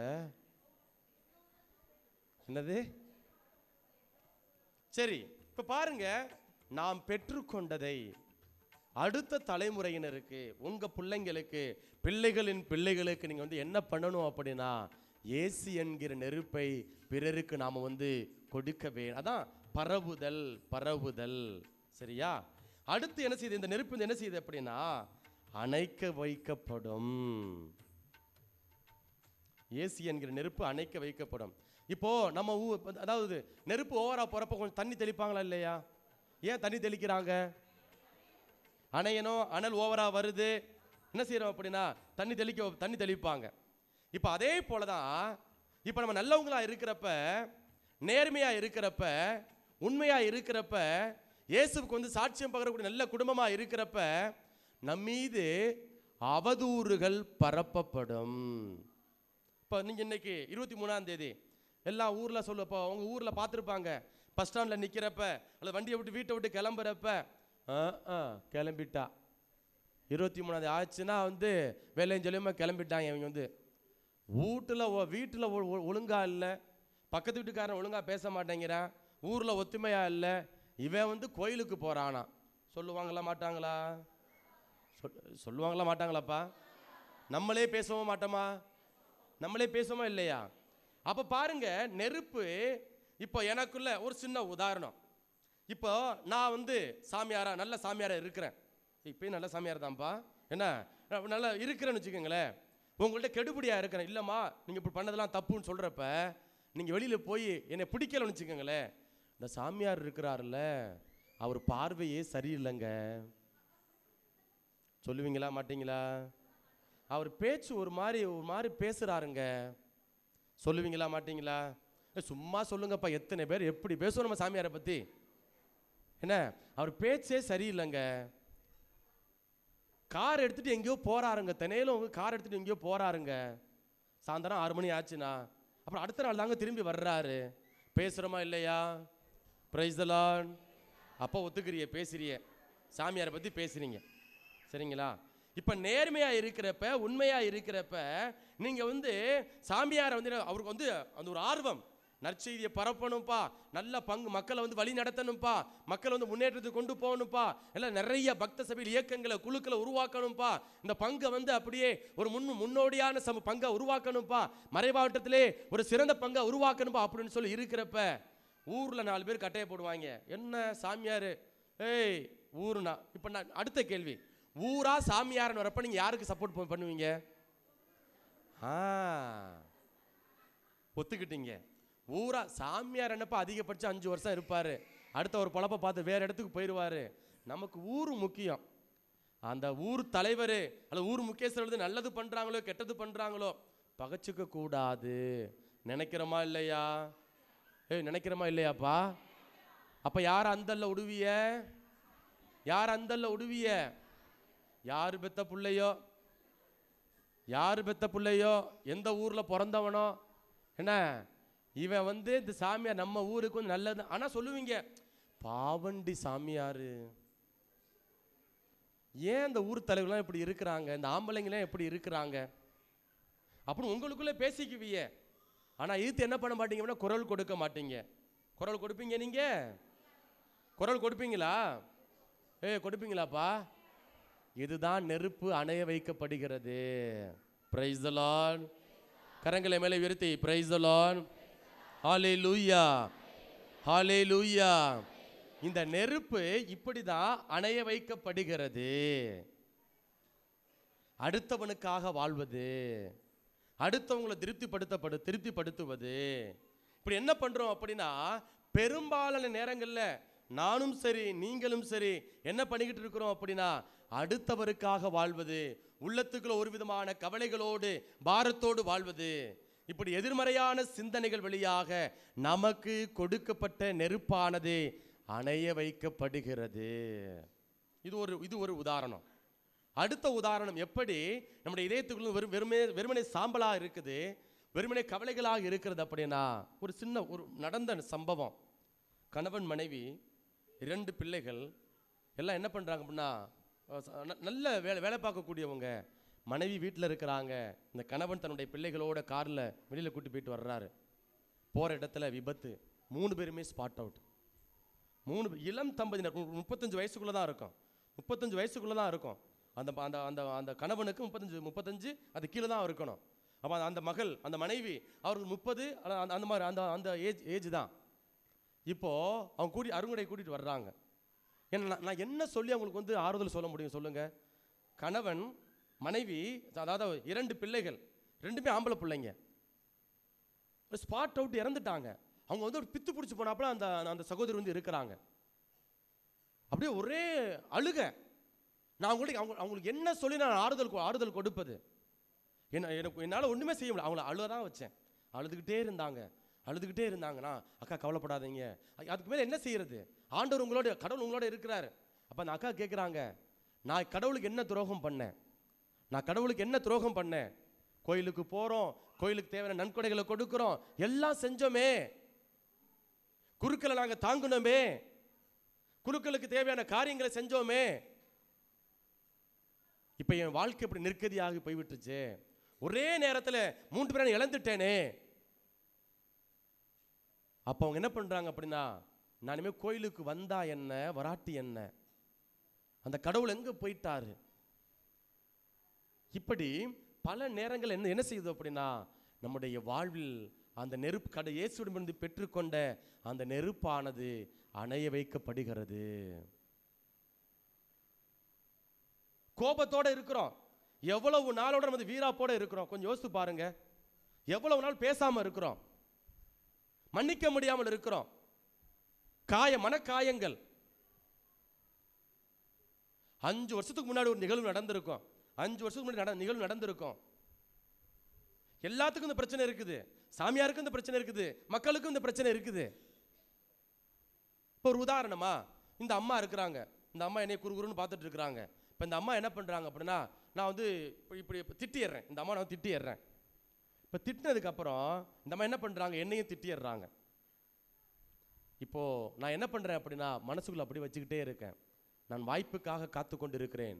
இந்த அம்மாவை எப்படியாவது பழி வாங்கணும், ஒதுக்கி வைக்கணும் அப்படின்னு என்ன பண்ணுறேன் அப்படின்னா, பழி வாங்குறேன் அப்படின்னா, இந்த அம்மா நான் அடுத்து வேறு பங்குக்கு போயிட்டேன். எல்லாம் உதாரணம் தான்ப்பா, எனக்கு அந்த அம்மா இப்போ முதலே பார்க்குறேன், என்ன எல்லாம் உதாரணம் தான். இப்போ என்ன பண்ணுறேன் அப்படின்னா, முதல் முறையாக நான் வந்து பார்க்குறேன். இப்போ வேறு பங்குக்கு நான் போயிட்டேன். ஆனால் எப்படிலாம் இந்த அம்மாவை நான் பார்க்குறேன்னு அப்போல்லாம் அப்படியே வயிறு பற்றிக்கிட்டு வருது. இந்த அம்மா தானே இன்னைக்கு நீ இப்படி நீ பேசுனுச்சு, மனசுக்குள்ளே வருதா இல்லையா? வருதா இல்லையாப்பா? 10 வருஷத்துக்கு முன்னாடி ஒன்றும் இல்லை, பத்திரிக்கையில் பேர் போட்டிருக்க மாட்டாங்க, இந்த தாய் மாமன் பேர் அல்லது கூட பிறந்தவங்க பத்திரிக்கையில் பேர் போட்டிருக்க மாட்டாங்க. இப்போது நம்ம என்ன பண்ணுவோம், சபையில் சபையில் என்னை கேவலப்படுத்திட்டடா, சபையில் என்னை மரியாதை எனக்குரிய மரியாதை எனக்கு கொடுக்கலடா, நான் வர முடியாது அப்படின்னு சொல்லி என்ன பண்ணுவோம், சண்டை போடுவோம். அடுத்து அதே போல் வாய்ப்புக்காக காத்துக்கொண்டே இருப்போம். பண்ணுறோமா இல்லையா? பண்ணுறோமா இல்லையாப்பா? அப்போ பாருங்க, இப்படிப்பட்ட எதிர்மறையான காரியங்கள், நிகழ்வுகள், சம்பவங்கள் என்ன பண்ணுது அப்படின்னா, நம்முடைய இதயத்தில் இருக்கக்கூடிய இயேசுவிடமிருந்து பெற்றுக்கொண்ட அந்த நெருப்பை அப்படியே அணைத்து கொண்டே இருக்கிறது. அப்போ அந்த நெருப்பு, அப்புறம் துன்பங்கள், வேதனைகள், உபத்திரவங்கள், நிறைய துன்பம். எவ்வளோ நாளுப்பா நான் போராடுறது, எவ்வளோ நாள் போராடுறது, முடியலப்பா, தாங்க முடியலப்பா. அப்ப என்ன செய்யுது அப்படின்னா, கடவுளிடமிருந்து பெற்றுக்கொண்ட நெருப்பை அப்படியே அணைத்து கொண்டே இருக்கிறது. அப்புறம் நெறிக்கேடுகள். நெறிக்கேடுகள்லாம் என்ன? என்னப்பா நெறிக்கேடுகள் என்னப்பா? சரி, நம்ம ஊர்ல பொய் சொல்றது நல்லதா கெட்டதா? நம்ம ஊர்ல பொய் சொல்றது நல்லதா கெட்டதா? அப்ப நம்ம பொய் சொல்றோமா இல்லையா? பொய் சொல்றோமா இல்லையாப்பா? வீட்டுக்கார்ட்ட பொய் சொல்லுமா இல்லையா? பைசாவை அவர் பாக்கெட்லேருந்து எடுத்துருவோம், பாக்கெட்டு தெரியாமல் எடுத்துருவோம். இது நைட்டே எடுத்து வச்சா தான் பெஸ்ட்டு. தலைவர் ஒரு மாதிரி இருக்கிறாரு, என்ன அப்போ நைட்டே எடுக்கிறீங்களா இல்லையாப்பா? Praise the Lord. அப்போ ஒத்துக்கிறீங்க இல்லை? எல்லாம் நடக்குது, குடும்பத்தில் நடக்குது, நான் அப்படி இப்படி நடக்குது, சரிங்களா? அப்போ பாருங்க, என்னப்பா என்னது? சரி, ஓகே, அப்போ பாயிண்ட்டுக்கு வந்துடுவோம். என்ன சரி, அடுத்து பாருங்க, நம்ம ஊர்ல பொறாமப்படுறது நல்லதா கெட்டதா? புரணி பேசுறது நல்லதா கெட்டதா? நம்ம என்ன பண்ணுவோம்? Very good. 2 பேர், இப்ப நாங்க சாமியாருங்க, நாங்க 2-3 பேர் சேர்ந்தாலும் சரி, அல்லது இறை மக்கள் நீங்க 2-3 பேர் சேர்ந்தாலும் சரி, யாரை பத்தி பேசுறோம்? நம்மளை பத்தி பேசுறோமா? யார் நம்மளை பத்தி பேசுறோமா? ஏன்னா என்னையும் சேர்த்தான் சொல்றேன்ப்பா, நான் என்னையும் சேர்த்த, நானும் பெரிய எல்லாம் நம்மளை அறியாமலே என்ன பண்ணிட்டு இருக்கிறோம் அப்படின்னா, புரணி பேசுறோம். அடுத்தவன் வாழ்க்கையில வந்து குழி பறிக்கிறோம். அடுத்த வாழ்க்கை என்ன செய்யறோம் அப்படின்னா, குழி பறிக்கிறோம். அப்ப இப்படிப்பட்ட காரியங்கள் நம்முடைய வாழ்வில் நடக்கின்ற பொழுது இயேசுவிடமிருந்து பெற்றுக்கொண்ட அந்த நெருப்பை நம்ம வந்து அணைத்து கொண்டே இருக்கிறோம். அதனால அப்படியே எல்லாரும் எழுந்திருச்சு இல்லைங்க, எழுந்திருச்சு இந்த பாடல் வாயிலாக இந்த பாடலை நம்ம வந்து ஒப்பு கொடுப்போம்.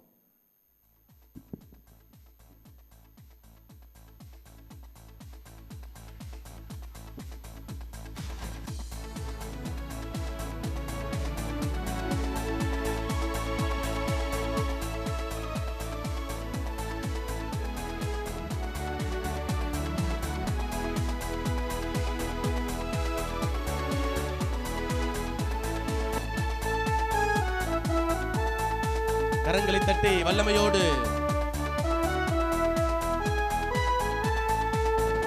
அது சீக்கிரத்தில் நீங்கிவிடும் இந்த லேசான உபத்திரவம். அது சீக்கிரத்தில் நீங்கிவிடும் இந்த லேசான உபத்திரவம். ஆகவே கரங்களை தட்டி வல்லமையோடு உங்களை நீங்கள் ஒப்புக் கொடுத்து, ஆண்டவரே என்னுடைய துக்கங்கள், என்னுடைய பாரங்கள், என்னுடைய பாடுகள் மாற வேண்டும் ஆண்டவரே என்று சொல்லி ஒப்புக் கொடுத்து நாம் துதிப்போம். உள்ளார்ந்த மனிதன் நாளுக்கு நாள் புதிதாக்கப்படுகின்ற நேரம் இது. உள்ளார்ந்த மனிதன் நாளுக்கு நாள் புதிதாக்கப்படுகின்ற நேரம் இது. 31 இறைவார்த்தை 4 இப்படியாக வாசிக்கிறோம். உன்னை நான் மீண்டும் கட்டி எழுப்புவேன், நீயும் கட்டி எழுப்பப்படுவாய் என்று ஆண்டவர் குறிப்பிடுகிறார். பிரியமான சகோதரனே சகோதரியே, உன்னுடைய வாழ்வு இடிந்து போயிருக்கலாம். பொருளாதார தடைகள் அப்படியே உங்கள் வாழ்க்கையில் இருந்து கொண்டே இருக்கலாம். கடன் நெருக்கடியோடு வாழலாம், உடல் நோயோடு வாழலாம், உன்னுடைய குடும்பம் இடிந்து போயிருக்கலாம். ஆண்டவர் சொல்றாரு, உன்னை நான் மீண்டும் கட்டி எழுப்புவேன், நீயும் மீண்டும் கட்டி எழுப்பப்படுவாய் என்று ஆண்டவர் குறிப்பிடுகிறார். கரங்களை தட்டி ஆண்டவர் நன்றி செலுத்தி, இயேசுவே ஆண்டவரே, இடிந்து போன என்னுடைய வாழ்வு மாற வேண்டும் அப்பா, என்னுடைய பொருளாதார தடைகள் நீங்காதே, நீ சோர்ந்து போகாதே, அதி சீக்கிரத்தில் நீங்கிவிடும் இந்த லேசான உபத்திரவம், அதி சீக்கிரத்தில் நீங்கிவிடும் இந்த லேசான உபத்திரவம்.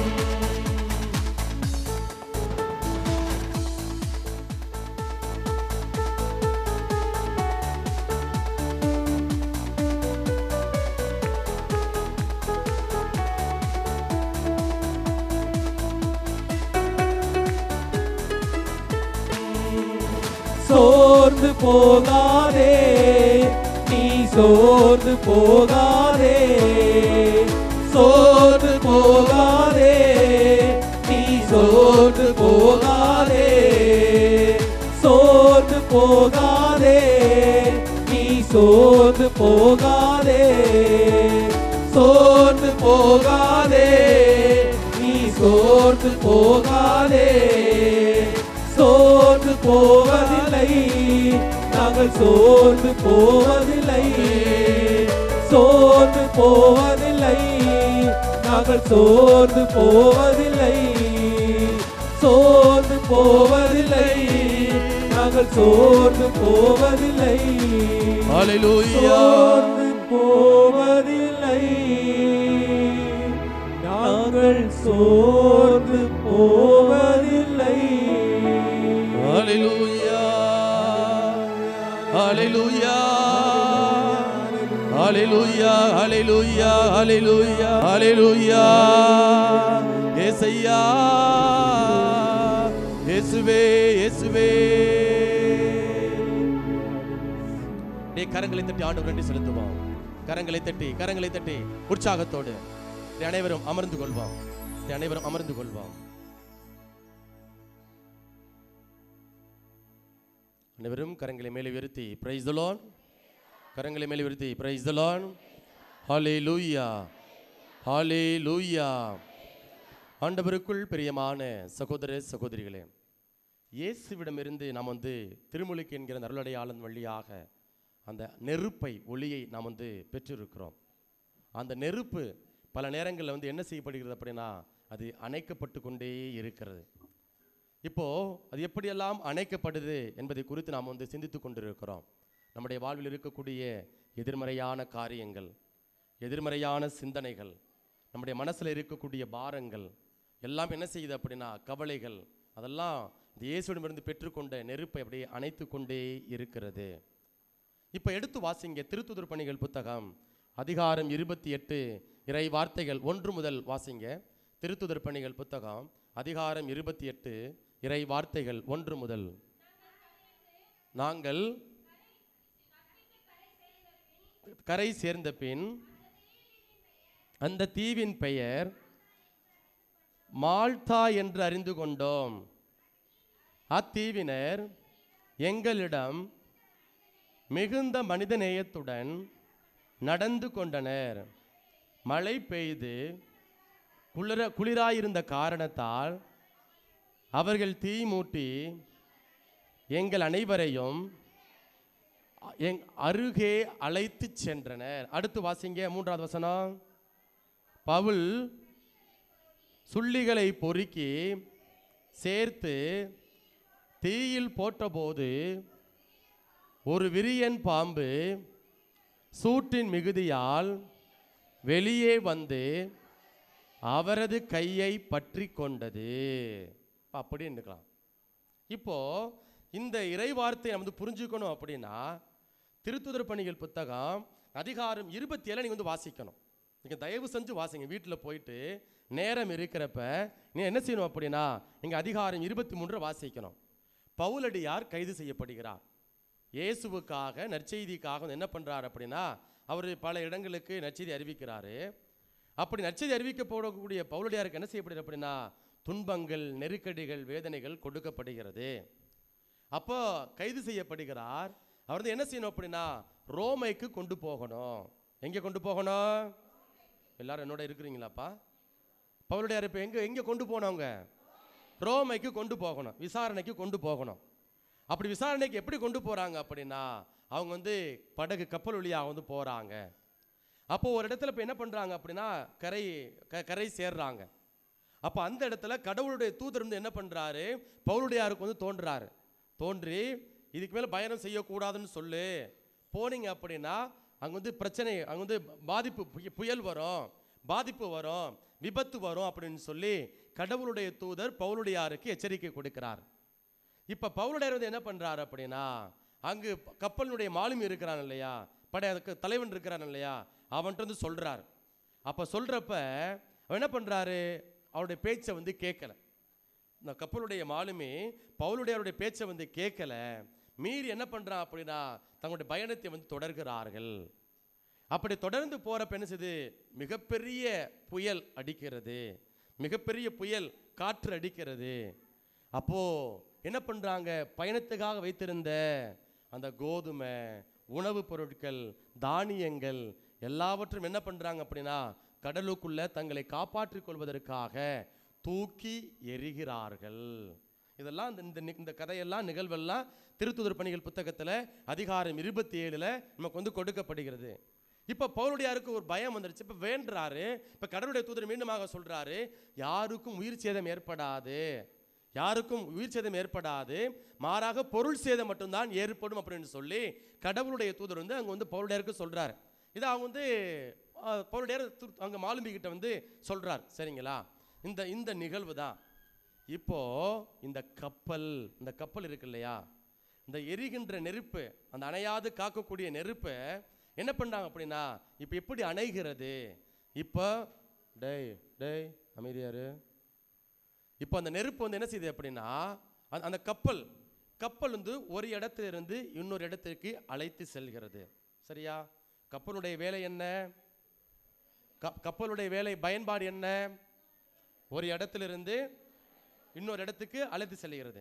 இப்போ நாகப்பட்டினத்திலிருந்து இலங்கைக்கு கப்பல் இப்போ போக்குவரத்து இருக்கிறது. சரியா? இப்போ நாகப்பட்டினத்திலிருந்து இலங்கைக்கு என்ன செய்கிறோம், சரக்கு கப்பல் நிறையா போகுது. அது மக்களும் என்ன செய்கிறாங்க அப்படின்னா பயணம் செய்கிறாங்க. அப்போ பாருங்க, ஒரு இடத்திலிருந்து இன்னொரு இடத்திற்கு கப்பலானது அழைத்து செல்கிறது. இப்போ அந்த கப்பல் சேதமடைகிறது. எப்படி சேதமடைகிறது அப்படின்னா புயலினால, துன்பத்தினால. இப்போ இன்றைக்கு நம்முடைய வாழ்க்கையில் பல பேர் நமக்கு கப்பல்களாக இருக்கிறாங்க. பல பேர் கப்பல்களாக இருக்கிறாங்க. நம்முடைய வாழ்க்கையை ஒரு இடத்திலிருந்து இன்னொரு இடத்துக்கு அழைத்து செல்லக்கூடிய நிறைய பேர் இருக்கிறாங்க. இப்போ அம்மா அப்பா நம்ம இந்த உலகத்துக்கு வந்திருப்போமா? சொல்லுங்கப்பா, அம்மா அப்பா இந்த உலகத்துக்கு வந்திருப்போமா? வாய்ப்பே கிடையாது, வாய்ப்பே கிடையாது. அப்போ நம்ம அம்மா அப்பா என்ன பண்ணுறாங்க அப்படின்னா வாயை கட்டி வைத்த கட்டி நான் பார்க்காத உலகத்தை என்ன செய்யணும் அப்படின்னா என் பிள்ளைங்க பார்க்கணும். ஒருவேளை யோசித்து அன்னைக்கு நான் சாமியாராக இருக்கிறேன், எங்கள் அம்மா எவ்வளோ தியாகம் மேற்கொண்டு இருப்பாங்க, எங்கள் அப்பா எவ்வளோ தியாகங்கள் மேற்கொண்டு இருப்பாங்க, எவ்வளோ கஷ்டப்பட்டிருப்பாங்க. இப்போ கொஞ்சம் யோசித்து பாருங்க. இன்னைக்கு நான் இங்கே நின்றுக்கிட்டு பீடத்தில் நின்றுக்கிட்டு ரொம்ப அதிகாரமாக உங்கள்கிட்ட நான் பேசிக்கிட்டு இருக்கிறேன் அப்படின்னா இந்த ஆசீர்வாதமான சூழலை உருவாக்கி கொடுத்தவர்கள், கப்பலாக இருந்தவர்கள் முதல்ல கடவுள். அதற்கு அடுத்த நிலையில் என்னுடைய தாயும் என்னுடைய தந்தையும் இருக்கிறார்கள்.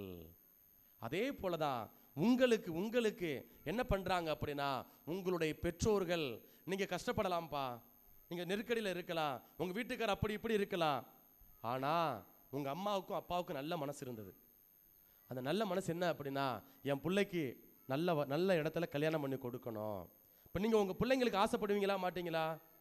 ஆசைப்படுவீங்களா மாட்டீங்களாப்பா? கண்டிப்பாக ஆசைப்படுவீங்களா இல்லையா? அப்போ நீங்கள் உங்கள் பிள்ளைகளுக்கு ஒரு கப்பலாக இருக்கிறீர்கள். நீங்க உங்க பிள்ளைகளுக்கு என்ன செய்றீங்க அப்படின்னா, ஒரு இடத்துல இருந்து ஒண்ணுமே தெரியல, ஆனாவன தெரியல, பேச தெரியல, நீங்க தான் சொல்லிக் கொடுக்குறீங்க. அம்மான்னு சொல்லிக் கொடுக்குறீங்க, அப்பான்னு சொல்லிக் கொடுக்குறீங்க, பாடங்கள் சொல்லிக் கொடுக்குறீங்க, ஜெபம் எப்படி சொல்லிக் கொடுக்கணும், எப்படி ஜெபம் செய்யணும் அப்படி கற்றுக் கொடுக்குறீங்க. கற்றுக் கொடுக்குறீங்களா இல்லையா? கொடுக்குறீங்களா இல்லையாப்பா? கரங்களை தட்டி நன்றி நன்றி செலுத்துவோம். நல்ல காரியங்கள், இதெல்லாம் நல்ல காரியங்கள். சரிங்களா? அப்போ இந்த வாழ்க்கை படகுல பல புயல்கள் வரலாம், நான் ஏற்கனவே சொன்னேன் இல்லையா, ஒரு நிகழ்வு, ஒரு ஆன் த ஸ்பாட்டில் பிள்ளைகள் 2 பிள்ளைகள் கணவனை எழுந்து போகக்கூடிய ஒரு நிலை. இப்போ அந்த பொண்ணோட எதிர்காலம் என்ன ஆச்சு? கேள்விக்குறியாக இருக்கக்கூடிய ஒரு நிலை.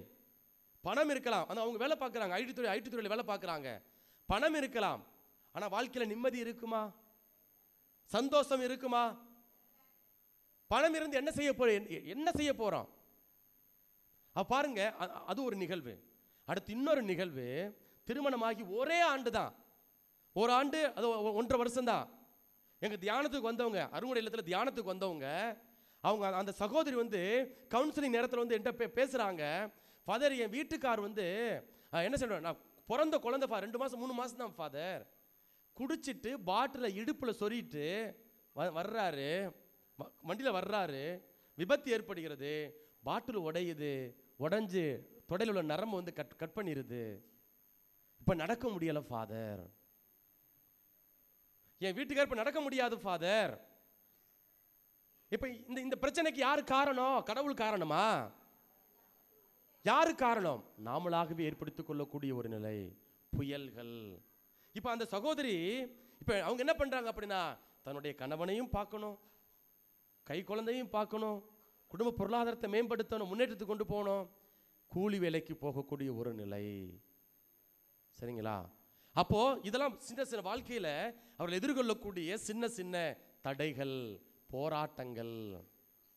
நண்பர்கள் கைவிடக்கூடிய ஒரு நிலை, நண்பர்கள் கைவிடக்கூடிய ஒரு நிலை.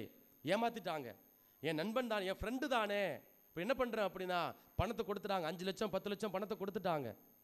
கடைசியில் அவங்க தராம பணத்தை ஏமாற்றக்கூடிய ஒரு நிலை. இப்படி ஒரு இடத்திலிருந்து இன்னொரு இடத்திற்கு அழைத்து செல்லக்கூடிய அந்த கப்பல்களாக இன்றைக்கு நம்முடைய வாழ்க்கையில் பலர் இருக்கிறார்கள். அந்த கப்பல் என்ன செய்யப்படுகிறது அப்படின்னா, அப்படியே பல நேரங்களில் துன்பத்தினால, விபத்தினால, நெருக்கடியினால, நோயினால, இறப்புனால அந்த கப்பல் அப்படியே நொடிந்து சரிந்து போய் விடுகிறது. இப்போ அந்த நெருப்பு அப்படியே அணைந்து கொண்டே இருக்கிறது. இப்போ நம்ம என்ன பண்ணணும் அப்படின்னா, அந்த நெருப்பை அப்படியே தூண்டி எழுப்பணும். நான் நீலியுடர் என்கிற பத்திரிகையில் ரோ மை போட் என்கிற ஒரு ஆர்டிகல், ஒரு கட்டுரை இருக்கிறது. அதில் அந்த ஜோ மன்னத் என்கிற அந்த ஃபாதர் அந்த கட்டுரை எழுதுறாங்க. அவரோட அந்த கட்டுரையில் தன்னுடைய அனுபவத்தை அவர் குறிப்பிடுகிறார். அதில் என்ன அப்படின்னா, அந்த அம்மா, அதாவது அந்த ஃபாதர் அதனால குடும்ப நண்பராக இருக்கிறாங்க. அவருடைய வீட்டுக்காரும் திடீர்னு எதிர்பாராத விதமாக அந்த வீட்டுக்காரர் இறந்து போயிட்டாங்க. அப்போது அந்த அம்மாவுக்கு அப்படியே நில குழஞ்சு போயிட்டாங்க, என்ன செய்யணும்னு தெரியலை. அப்போது அந்த ஃபாதர் என்ன பண்ணுறாரு, ஒரு நாள் அவங்க வீட்டுக்கு போகிறாரு, சந்திச்சப்போ சொல்கிறாங்க, பேசுகிறாரு, அவங்க பேர் சொல்கிறாரு, என்ன சொல்லி அவன்கிட்ட பேசுகிறப்ப அந்த அம்மா, இனிமேல் என்ன ஃபாதர் இருக்கிறது, வீட்டுக்காரே போயிட்டாரு, இனிமேல் என்ன இருக்குது அப்படின்னு சொல்லி புலம்பக்கூடிய ஒரு நிலையில், அப்போ அந்த ஃபாதர் அந்த அம்மா கிட்ட சொல்கிறாங்க, நீங்கள் உன்னுடைய கப்பல், அந்த படகை நீ யார்கிட்ட கொடுக்கணும் அப்படின்னா ஆண்டவர்கிட்ட விட்டுரு. உன் வாழ்க்கை என்கிற அந்த கப்பலை நீ ஆண்டவர்கிட்ட ஒப்பு கொடுத்துடு. அந்த ஆண்டவர் என்ன பண்ணுவார் அப்படின்னா, உன் வாழ்க்கையை எந்த இடத்துக்கு அழைத்து செல்லணுமோ அந்த இடத்துக்கு அழைத்து செல்வார் அப்படின்னு சொல்லி அந்த சகோதரி சொல்கிறார். இப்போ அந்த சகோதரி என்ன பண்ணுறாங்க அப்படின்னா, கேட்டுட்டு அவங்க கொஞ்சம் கொஞ்சமாக ஆண்டவர் மீது நம்பிக்கை கொள்ள ஆரம்பிக்கிறாங்க, ஆண்டவர் மீது பற்றுக்கொள்ள ஆரம்பிக்கிறாங்க. பற்றுக்கொண்டு நம்பிக்கை கொண்டு தன்னுடைய வாழ்க்கையை ஆண்டவருடைய கரத்தில் ஒப்பு கொடுக்குறாங்க. சரிங்களா? ஒப்பு கொடுத்ததுக்கப்புறம் ஒரு 6 மாதம் கழித்து இந்த கட்டுரையில் ரோ மை போட் என்கிற அந்த கட்டுரையில் ஜோமனத்தை இந்த இதை எழுதுகிறாங்க. 6 மாதம் கழித்து பார்க்குறாங்க, இப்போ அந்த சகோதரி, கணவனை இழந்த அந்த சகோதரி அப்படியே கொஞ்சம் கொஞ்சமாக மாறி கடவுள் மீது நம்பிக்கை கொண்டதுனால வாழ்க்கையை நேர்மறையான முறையில் எதிர்கொள்கிறார். சரிங்களா? இப்போ நம்முடைய அன்றாட வாழ்க்கையில் துன்பங்கள், இந்த வாழ்க்கை என்கிற ஒரு கப்பலில் பல துன்பங்கள், போராட்டங்கள், இழப்புகள், நெருக்கடிகள், வேதனைகள் வரலாம். அப்படி வருகின்ற பொழுது என்ன செய்யணும் அப்படின்னா, நம்முடைய வாழ்க்கை படகை யார்கிட்ட ஒப்பு கொடுக்கணும்? ஆண்டவர்கிட்ட ஒப்பு கொடுக்கணும். Price the Lord. இதுதான் நம்ம நீதிமொழிகள் புத்தகம் அதிகாரம் 3 இறைவார்த்தை 5 மற்றும் 6 எடுத்து வாசிங்க. நீதிமொழிகள் புத்தகம் அதிகாரம் 3 இறைவார்த்தை 5 மற்றும் 6 எடுத்து வாசிங்க. முழு மனதோடு ஆண்டவரை நம்பு, உன் சொந்த அறிவாற்றலை சார்ந்து நில்லாதே. நீ எதை செய்தாலும் ஆண்டவரை மனதில் வைத்து செய், அப்பொழுது அவர் உன் பாதைகளை செம்மையாக்குவார். நான் அடிக்கடி கேட்கக்கூடிய ஒரு கேள்வி, இப்போ உங்க பிள்ளைங்களுக்கு நீங்கள் வரன் பார்க்குறீங்க, முதல்ல எங்க போவீங்க? உங்க பிள்ளைங்களுக்கு வரன் பார்க்கணுப்பா, யாரப்பா பார்ப்பீங்க? மாப்பிள்ளையப்பா. அப்பாடி எப்படி பேசுறாங்க பாரு. என்ன யாரை பார்ப்பிய? கடவுளை பார்ப்பிய? புரோக்கரை பார்ப்பிய? எப்படி எப்படி சமாளிக்கிறாங்க பாருங்க இந்த அக்கா. கடவுள் மனிதரும் வேலை பார்க்குறாங்களாம். ஏன்னா அண்ணே அண்ணே இந்த இனம், ஏன்னா இந்த படிப்பு, என்ன இந்த இந்த இந்த தகுதியெல்லாம் இருக்கணும், நம்ம சொல்கிறோமா இல்லையா? அப்போ இன்னைக்கு மேட்ரிமோனி இருக்குதா இல்லையா? ஆன்லைன் மேட்ரிமோனி நம்பகத்தன்மை வாய்ந்தது. சரிங்களா? சொல்கிறாங்களா இல்லையா? போயிட்டு புரோக்கர் இங்கிட்டும் காசை வாங்கிக்குவார், இங்கிட்டும் காசை வாங்கிக்குவார், பிள்ளைய என்ன நடுத்தரவில் விட்டுருவார். அதுக்கப்புறம் ஃபாதர் வேண்டிக்கங்க ஃபாதர், புரோக்கர் ஏமாத்திட்டான் ஃபாதர், நல்லவன் நினச்சி கொடுத்தோம் ஃபாதர்.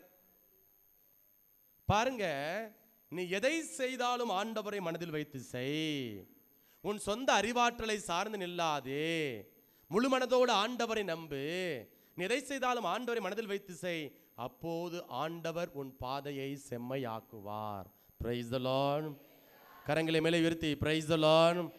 ஹல்லேலூயா, ஹல்லேலூயா. அப்ப பிரியமான சகோதர சகோதரிகளே, அப்ப பாருங்க, இன்றைக்கு ரோம் மை போட், ஆண்டவரே என் வாழ்க்கை என்கிற அந்த கப்பலை, படக நீங்க இயக்குங்க, நீங்க ஓட்டுங்க. நான் பல துன்பத்தில் இருக்கிறேன், நெருக்கடியில் இருக்கிறேன், வேதனையில் இருக்கிறேன். இந்த துன்பம், இந்த நெருக்கடி, வேதனைகள் இதெல்லாம் என்ன பண்ணுது அப்படின்னா, நான் பெற்றுக்கொண்ட நெருப்பை அப்படியே அணைத்து விடுகிறது, அணைத்து கொண்டே இருக்கிறது. என்னால் மீண்டு வரவே முடியலப்பா. 2 அடி எடுத்து வைக்கிற முன்னாடி 10 அடி என்னை பின்னுக்கு இழுக்குது, 10 அடி என்னை பின்னுக்கு இழுக்குது. ஒன்று மாற்றி ஒன்று பிரச்சனை வந்துக்கிட்டே இருக்குது ஃபாதர். விபத்து, என் வீட்டுக்காரை இழந்தேன், அடுத்து பிள்ளைக்கு விபத்து, கடன் நெருக்கடி, வீட்டை சப்தி பண்ணிட்டாங்க. இப்படி இழப்புக்கு மேல் இழப்பு. ஃபாதர் நம்ம எப்படியாவது நம்பிக்கையை வச்சு முன்னாடி வரணும் பார்க்குறோம் ஃபாதர், முடியலை ஃபாதர். சொல்லக்கூடிய புலம்பக்கூடிய பிள்ளைகள் ஏராளம். அப்ப இப்படிப்பட்ட நேரத்தில் ஆண்டவர் சொல்றாரு, உனக்குள் இருக்கக்கூடிய நெருப்பை அப்படியே தூண்டி விட்டுக்கிட்டே இரு. ஃபயர், சரிங்க, தூண்டி விட்டுக்கிட்டே இரு. நெருப்பு தூண்டி விட்டுக்கிட்டே இருக்கணும். அப்போ நம்ம என்ன பண்ணணும் அப்படின்னா, நம்முடைய அன்றாட வாழ்க்கையில் நாம் செய்யக்கூடிய காரியங்களில் ஆண்டவர் மீது நம்பிக்கை கொள்ள வேண்டும். ஒரு சின்ன ஒரே ஒரு உதாரணம் எடுத்து வாசி. யோபு புத்தகம். யோபு, நீங்கள் நம்மளாம் நினச்சிக்கிட்டு இருக்கிறோம் நமக்கெல்லாம் துன்பங்கள் நெருக்கடியில் இருக்கணும். ஆனால் ஒரு மனுஷன் தன்னுடைய வாழ்க்கையில் சந்திக்கக்கூடாத துன்பங்களை எல்லாம் சந்தித்திருக்கிறார். எடுத்து வாசிங்க, யோபு புத்தகம் அதிகாரம் 19 எடுத்து வாசிங்க. யோபு புத்தகம் அதிகாரம் 19 இறை வார்த்தைகள் 1 முதல் எடுத்து வாசிங்க.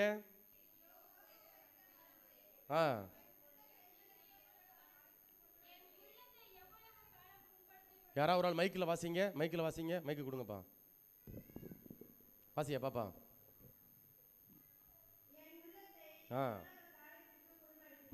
அப்படி இல்லையா? முதல் பகுதி கடவுள்கிட்ட மன்றாடுறார். அவருடைய புலம்பல் யார்கிட்ட அப்படின்னா கடவுள்கிட்ட இருக்கிறது. சரிங்களா? வாசியாப்ப. எவ்வளவு காலத்திற்கு புண்படுத்துவீர், என்னை வார்த்தையால் நொறுக்குவீர். அடுத்து, பன்முறை என்னை பழித்துரைத்தீர், வெட்கமின்றி என்னை தாக்கி பேசினீர். உண்மையாகவே நான் பிழை செய்திருந்தாலும் என்னுடன் அன்றோ அந்த பிழை இருக்கும். எனக்கு எதிராய் நீங்களே உங்களை பெருமைப்படுத்திக் கொள்வீர்களாகில் என் இழிநிலையை எனக்கு விரோதமாய் காட்டுவீராகில்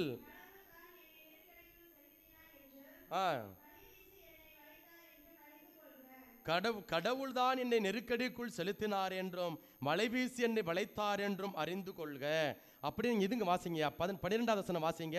12 முதல் வாசிங்க. அவர்தம் ஒன்றாக எழுந்தன, அவர்கள் எனக்கு எதிராய் முற்றுகையிட்டனர், என் கூடாரத்தை சுற்றி பாசறை அமைத்தனர். இப்ப கவனிங்க, இனி வரக்கூடிய வார்த்தையில் ஒவ்வொன்றையும் முழுசா கவனிங்க.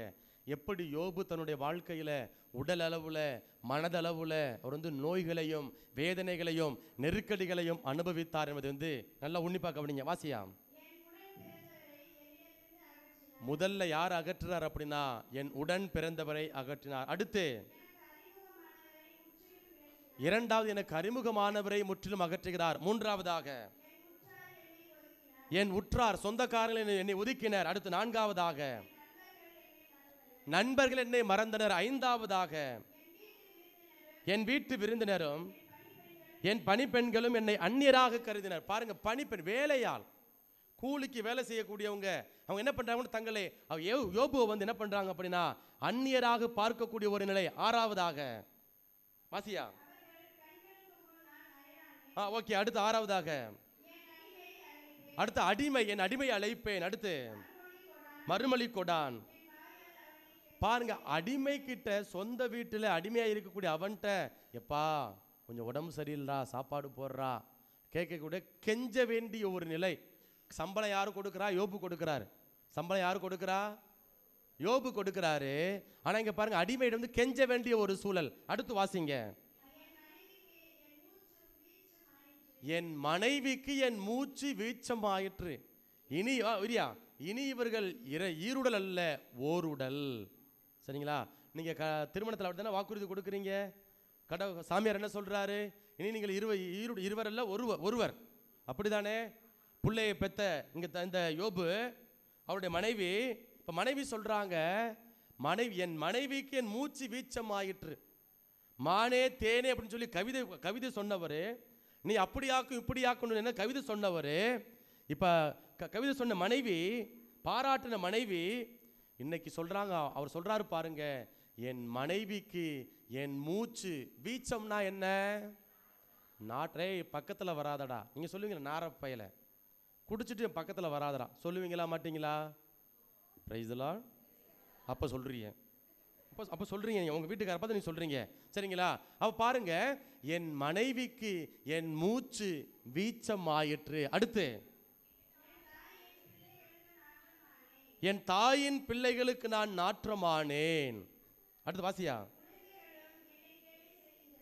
பெத்தெடுத்த பிள்ளைங்க கேலி செய்யக்கூடிய ஒரு நிலை. அடுத்து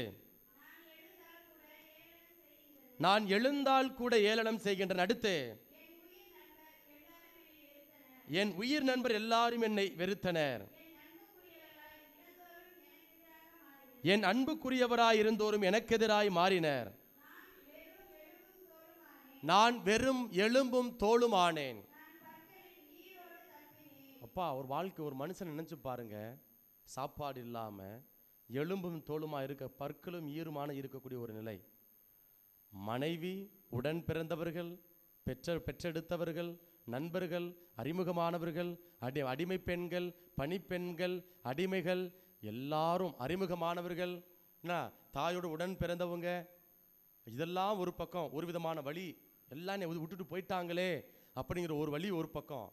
இன்னொரு பக்கம் பார்த்தோம் அப்படின்னா அங்க என் பற்கள். அடுத்து என்ன வாசியா? அந்த மீண்டுமாக வாசியா. எலும்பும் தோளுமானேன். அடுத்து பற்களின் ஈரோடு தப்பினேன். அடுத்து வாசியா. என் மேல் இறங்குங்கள். 25வது வசனம் வாசிங்க. 25வது வசனம் வாசிங்க. ஏனெனில் என் மீட்பர் வாழ்கிறார் என்றும் இறுதியில் மண்மேல் எழுவார் என்றும். இதை தான் நம்ம கத்துக்க வேண்டும் யோபு கிட்ட இருந்து. சரிங்களா? எவ்வளவு பேர் புறக்கணிச்சாலும் நம்ம வந்து ஒதுக்குனாலும், ஏளனமா பேசினாலும், கைவிட்டாலும், இங்கு சொல்றாரு பாருங்க, ஆண்டவர்கிட்ட புலம்புனாலும் சொல்றாரு பாருங்க, என் மீட்பர் வாழ்கிறார் என்றும் மண்மீது எழுவார் என்றும் நான் அறிவேன். Price the Lord. கரங்களை மேலே உயர்த்தி பிரைஸ் தி லார்ட். ஹல்லேலூயா, ஹல்லேலூயா. அடுத்த வசனம் வாசியா. என் தோல் அழிக்கப்பட்ட பின் பாருங்க, நான் சதையோடு இருக்கும் போதே கடவுளை காண்பேன். அடுத்து நானே. இதுதாங்க நம்பிக்கை, இதுதான் நம்பிக்கை. எத்தனை பேர் இந்த நெருப்பை அணைச்சாலும், இங்க யோபு கொண்டிருக்கிறாரு பாருங்க, நான் ஆண்டவரை பார்ப்பேன்டா, இறுதியில மண்மேல் எழுவான்னு பார்ப்பேன்டா, என்னோட சதை உருவாகும் போதே, என்னோட உயிர் இருக்கும் போதே என்ன செய்வேன் அப்படின்னா, என்னை உருவாக்கிய, என்னை படைத்த, எனக்கு விடுதலை கொடுக்கக்கூடிய, எனக்கு வளமான வாழ்வை அளிக்கக்கூடிய கடவுளை நான் காண்பேன், என் உயிர் இருக்கும் போதே காண்பேன் என்று யோபு நம்பிக்கை கொள்றார் அல்லவா.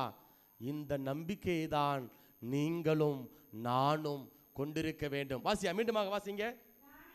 நானே என் பக்கத்தில் நிற்க காண்பேன், என் கண்களே காணும், வேறு கண்கள் அல்ல, என் நெஞ்சம் அதற்காக ஏங்கிக் கொண்டிருக்கிறது. Price the Lord. கரங்களை மேலே உயர்த்தி பிரைஸ் தி லார்ட். ஹல்லேலூயா. அப்ப பிரியமானவர்களே, நம்முடைய வாழ்க்கை என்கிற இந்த கப்பல்ல பல புயல்கள், நெருக்கடிகள், வேதனைகள் வந்து கொண்டே இருக்கும். நம்முடைய நெருப்பை அப்படியே அணைத்து கொண்டே இருக்கும், அணைத்து கொண்டே இருக்கும். அப்ப நாம என்ன பண்ணணும் அப்படின்னா, அந்த தீயை அப்படியே வந்து மூட்டிக்கொண்டே இருக்க வேண்டாம். இப்ப வாசிங்க, திருத்துதர் பணிகள் புத்தகம் அதிகாரம் 28 இறை வார்த்தை 2 மற்றும் 3 வாசிங்க. திருத்துதர் பணிகள் புத்தகம் அதிகாரம் 20. அத்தீவினர் எங்களிடம் மிகுந்த மனித நேயத்துடன் நடந்து கொண்டனர். மழை பெய்து குளிராயிருந்த காரணத்தினால், அவர் பாருங்க, நல்லா கவனிங்க, மழை பெய்து குளிராயிருந்த காரணத்தினால் அவர்கள் தீ மூட்டி எங்கள் அனைவரையும். இப்ப அப்படியே நிப்பாட்டுங்க. இப்ப பாருங்க, நல்லா கவனிக்கணும். அந்த தீவில் உள்ளவங்க எப்படி இருந்தாங்க? மிகுந்த மனித நேயத்தோடு இருக்கிறாங்க. அடுத்து என்ன பண்றாங்க? தீ மூட்டுறாங்க. தீ மூட்டுறாங்களா இல்லையா? தீ மூட்டு என்ன பண்றாங்க? நம்மளை பக்கத்தில் வர சொல்றாங்களா இல்லையா? ஏய் வாங்கப்பா, கொஞ்சம் கதன்னு இருங்கப்பா, நெருப்பு பக்கத்தில் வாங்க, அந்த குளிரிலிருந்து கொஞ்சம் விடுவித்து கொள்ளுங்க. என்ன பண்றாங்க அப்படின்னா, மனித நேயத்தோடு இருக்கக்கூடிய ஒரு நிலை. எப்படி இந்த மால்தா தீவிலிருந்து பவுலடியாருக்கும் அங்கே 277 பேர் பயணிக்கிறாங்க, 276 பேர் பயணிக்கிறாங்க, சரிங்களா? அந்த 276 பேரையும் பக்கத்தில் கூட்டி வச்சு விறகு மூட்டி என்ன பண்ணுறாங்க அப்படின்னா, அவர்களுக்கு பாதுகாப்பை கொடுக்குறாங்க, அவங்களுக்கு வந்து கதகதப்பை வந்து கொடுக்குறாங்க. எப்படி இந்த மால்தா தீவினரை போல நம்முடைய அன்றாட வாழ்க்கையில் 4 பேர் நல்லவங்க நம்முடைய வாழ்க்கையில் வந்து இருப்பாங்க. இருக்கிறாங்களா இல்லையா? உங்கள் நமக்கெல்லாம் இருக்கிறாங்களா இல்லையாப்பா? நிச்சயமாக இருக்கிறாங்க. உடன் பிறந்தவர்கள் கைவிட்டாலும், என் தந்தையும் தாயும் என்னை கைவிட்டாலும் ஆண்டவர் என்னை ஏற்றுக்கொள்வார். அப்போ இந்த மால்தா தீவினரை போல மனிதநேயம் கொண்ட பிள்ளைகள் நம்மத்தில் இருக்கிறார்கள். நம்முடைய தேவைகளை வந்து சந்திக்கிறாங்க, நமக்கு ஆறுதல் கொடுக்கறாங்க, உடன் இருக்கிறாங்க, நமக்கு வந்து 4 வார்த்தை நல்லது சொல்றாங்க. கவலைப்படாத, நான் உங்களோட இருக்கிறேன் சொல்றாங்களா இல்லையா? அடுத்து என்ன பண்ணணும் அப்படின்னா, 3வது வசனம் வாசியா பாப்பா. பவுல் சுள்ளிகளை பொறுக்கி சேர்த்து தீயில் போட்டபோது ஒரு விரியன் பாம்பு சூட்டின் மிகுதியால், அப்படியே வச்சுக்கங்க. இப்ப நெருப்பு கொடுக்கப்பட்டுச்சா? நெருப்பு கொடுக்கப்பட்டுச்சா? இப்ப நெருப்பு என்ன செய்யணும் அப்படின்னா, அணையாது காக்கணும். சூடு உண்டாக்கியாச்சு, நெருப்பு மூட்டிய உண்டாக்கியாச்சு. இப்ப பவுலுடையார் என்ன பண்றாரு அப்படின்னா, அந்த நெருப்பு அணையாமல் இருப்பதற்காக என்ன பண்றாரு அப்படின்னா, சுள்ளிகளை, விறகு கட்டைகளை பொறுக்கி என்ன பண்றாரு அப்படின்னா அங்கு போடுறாரா இல்லையா? போடுறாரா இல்லையா? இப்ப நாம என்ன பண்ணணும்? திருமுழுக்கு என்கிற அருளடையாளத்தில் நாம் பெற்றுக்கொண்ட அந்த நெருப்பை உங்கள் பெற்றோரே, ஞானத்தாய் தந்தையரே, உங்கள் குழந்தைகளின் உள்ளத்தில் அணையாது காக்கும் பொருட்டு இந்த ஒளி உங்களிடம் ஒப்படைக்கப்படுகிறது. கிறிஸ்துவின் ஒளியை பெற்றுக்கொள்ளுங்கள் அப்படின்னு சொல்லி நம்முடைய பெற்றோர் அம்மா அப்பா கிட்டையும் ஞான பெற்றோர் என்ன செய்யப்படுகிறது அப்படின்னா அந்த ஒளியானது கொடுக்கப்பட்டது. இப்ப நாம என்ன பண்ணணும் அப்படின்னா அந்த ஒளி, அந்த நெருப்பு அணைந்து விடாமல் இருக்கிறதுக்கு என்ன பண்ணணும்? பவுலடியாரை போல ஒவ்வொரு நாளும் நாம் சுள்ளிகளை, விறகு கட்டைகளை நாம் பொறுக்கி போட வேண்டும்.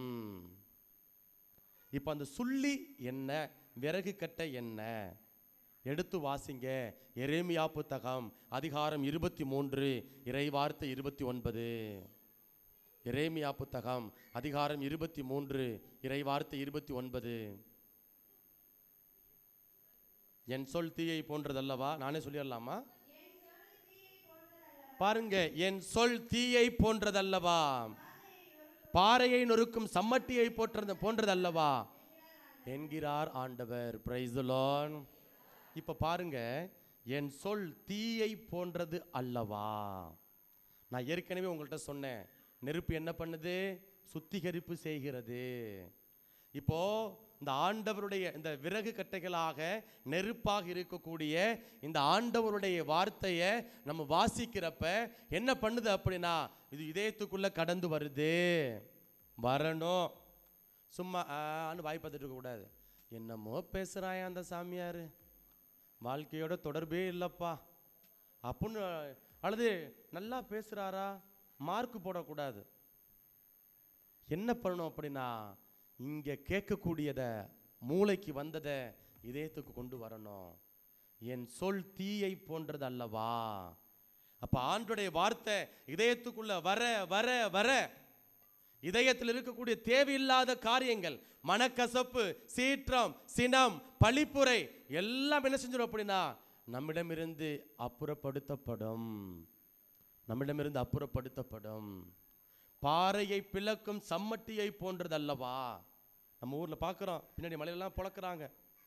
இன்னைக்குன்னா மிஷின் வச்சிருக்கலாம், தொழில்நுட்பம் வச்சிருக்கலாம். ஆனால் என்ன பண்ணுறாங்க அப்படின்னா அது ஒரு அப்படி பார்க்க பாறையாக இருக்குது. ஆனால் என்ன பண்ணுறாங்க, அதை உருவாக்குறாங்க. தேவையில்லாததை அப்புறப்படுத்துகிறாங்களா இல்லையா? உளி வச்சு சம்மட்டி வச்சு அப்புறப்படுத்துகிறாங்களா இல்லையா? இப்போ நாம் பாட்டு பாடுவோம், தவ காலத்தில் முதல் நாள் பாட்டு பாடுவோம். செத்து போன இறந்து போன திருப்பள்ளியில் பாட்டு பாடுவோம். என்ன பாட்டு பாடுவோம்? அதெல்லாம் அதுக்கு முன்னாடி இறைவா இதோ வருகை பாடல். என்ன பாட்டு பாடுவோம்?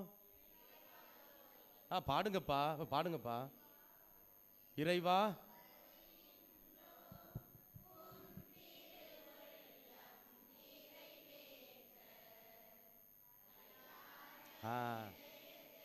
இப்ப என்ன பண்ணுவான்? இருங்கப்பா, இருங்க. இப்ப நம்ம என்ன பண்ணுவோம் அப்படின்னா பாட்டெல்லாம் நல்லா தான் பாடுவோம், கையை கும்பிடுவோம், அன்னைக்கு காலையில் சுத்தபத்தமாக இருப்போம், எல்லாம் பண்ணுவோம், பாட்டெல்லாம் பாடுவோம். கண்ணை மூடிக்கிட்டு நம்மளை போல பக்தியாக இருக்க முடியாது.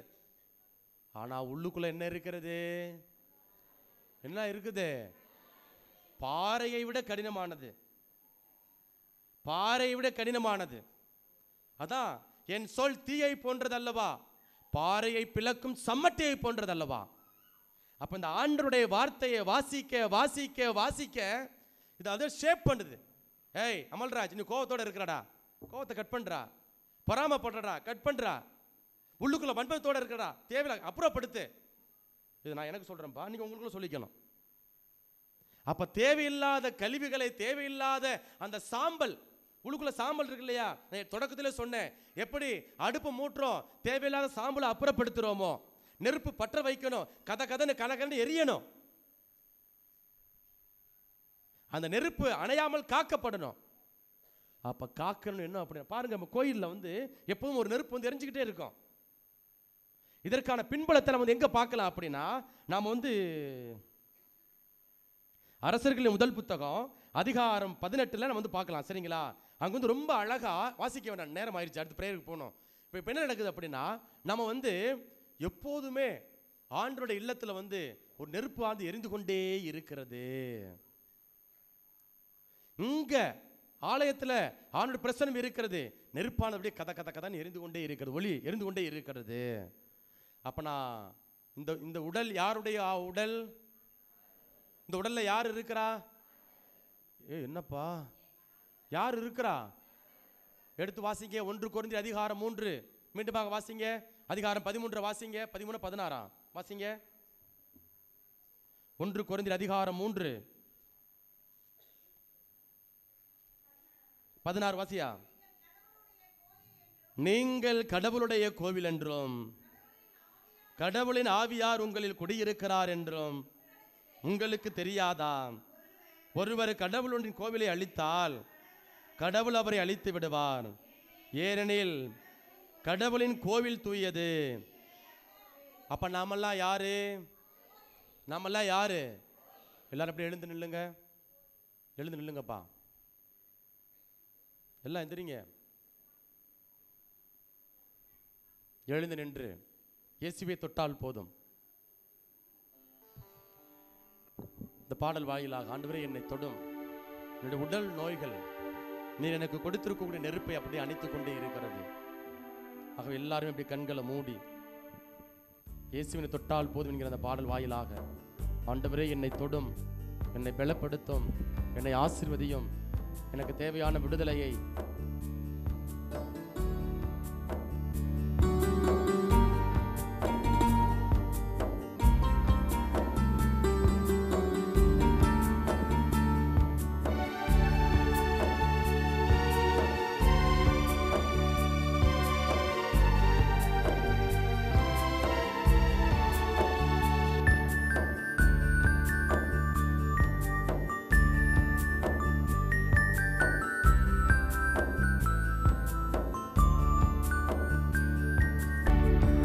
இரண்டு கரங்களையும் நம்முடைய நாவில் வைத்துக் கொள்வோம்.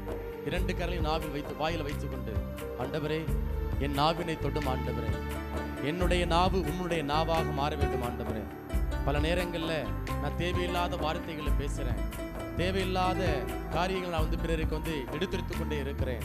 என்னுடைய வாயிலிருந்து வரக்கூடிய வார்த்தைகள் ஆண்டவரே பிறருக்கு ஆறுதலை கொடுக்கக்கூடியவையாக, பிறருக்கு நன்மை பயக்கக்கூடியவையாக, நம்பிக்கையை கொடுக்கக்கூடியவையாக மாற வேண்டும் ஆண்டவரே என்று சொல்லி இரண்டு கரங்களை நம்முடைய வாயில் வைத்துக் கொண்டு நம்முடைய நாவினை நம்முடைய வார்த்தையினை ஆண்டவர் புனிதப்படுத்தும்படியாய் அபிஷேகம் செய்யும்படியாய் ஒப்புக் கொடுத்து நாம் பாடுவோம். இதோ கண் தான் உடலுக்கு விளக்கு என்று நாங்கள் விவிலியத்தில் வாசிக்கிறோம் அப்பா. இது இந்த கண் வழியாக தேவையில்லாத காரியங்கள் என்னுடைய மனசுக்குள்ள வருது ஆண்டவரே. என்னுடைய கண்கள் உம்முடைய கண்களாக மாற வேண்டும் ஆண்டவரே. இரக்கத்தின் கண்களாக ஆண்டவரே, பரிவுள்ள கண்களாக, ஆறுதல் கொடுக்கும் கண்களாக மாற வேண்டும் ஆண்டவரே. இந்த உடலுக்கு ஒளியாக உப்பாக நான் மாற வேண்டும் ஆண்டவரே.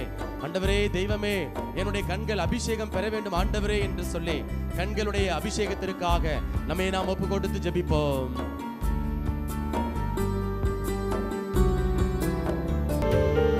என் உடல் எல்லாம் அற்புதம் காணாமே. இயேசுவே நீ சொன்னால் போதும், என் மனமெல்லாம் சுகமாய் மாறும். ஆராதனை ஆராதனை ஆராதனை ஆராதனை ஆராதனை ஆராதனை ஆராதனை ஆராதனை ஆராதனை. அன்பின் பரலோக பிதாவே, இது இந்த நல்ல நாளில் உம்முடைய பிரசன்னத்திற்கு முன்பாக எங்களை அழைத்து வந்திருக்கிறேன். நாங்கள் நன்றி செலுத்துகிறோம் ஆண்டவரே. அன்பு தகப்பனே, திருமுலிக்கு என்கிற அருளடையாளம் வழியாக நாங்கள் பெற்றுக்கொண்டது நெருப்பை ஆண்டவரே நாங்கள் தொடர்ந்து அணையாமல் காக்க எங்களுக்கு தேவையான ஆவியானவருடைய வல்லமையும் தூண்டுதலையும் ஆண்டவரே ஞானத்தையும் அவருடைய கனிகளால் கொடைகளால் வரங்களால் எங்களை நிரப்பும்படியாய் நாங்கள் ஜெபிக்கிறோம் ஆண்டவரே.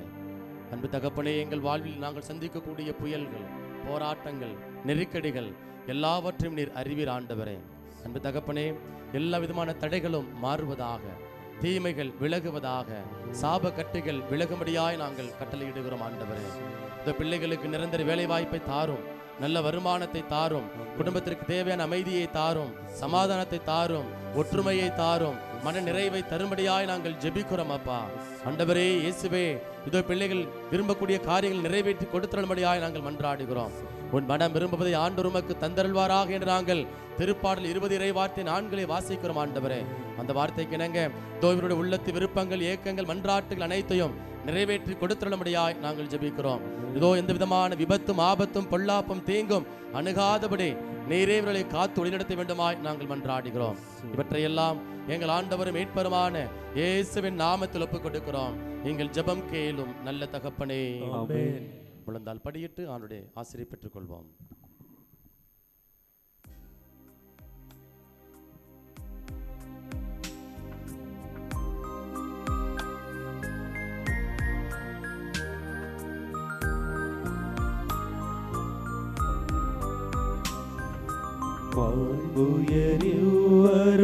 அருளனுயானத்தை ஆழ்ந்து படித்து ஆராதிப்போம். பழைய நியம முறைகள் அனைத்தும் இனி மறைந்து முடிவு பெறுக. புதிய நியம முறைகள் வருக. புலன்களாலே மனிதன் இதனை அறிய இயலா. குறையை நீக்க விசுவாசத்தின் உதவி பெருக. மாண்புயரில் அருள் நடுமானத்தை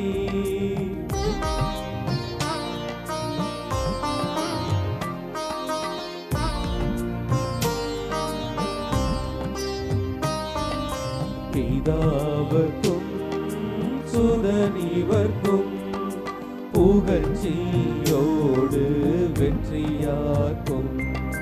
மீட்பின் பெருமை மகிமையோடு வலிமை வாழ்த்து யாவும் அவர். இருவரிடமாய் வருகின்றவராம் தூய ஆவி ஆனவர்க்கும் அளவில்லாத சம புகழ்ச்சி என்றுமே உண்டாகுவதாக. இனியக தேவன் வாழ்கவே. வாணி நின்று அவர்களுக்கு அப்பமளித்தீரே. இனிமையெல்லாம் தன்னகத்தை கொண்ட அப்பம் இதுவே. மன்றாடுவோமாக. இறைவா, இந்த வியப்புக்குரிய அருளடையாளத்திலே உம்முடைய பாடுகளின் நினைவை எங்களுக்கு விட்டு சென்றீர். உம் திருவுடல், திருரத்தம் ஆகியவற்றின் தூய மறைபொருளை வணங்கும் நாங்கள் உமது மீட்பின் பயனை இடைவிடாமல் துய்த்துணர்ந்து மகிழ அருள்வீராக. தந்தையாகிய இறைவனோடு தூயாவியாரின் ஒன்றிப்பில் இறைவனாய் என்றென்றும் வாழ்ந்து ஆட்சி செய்கின்ற உம்மை மன்றாடுகின்றோம்.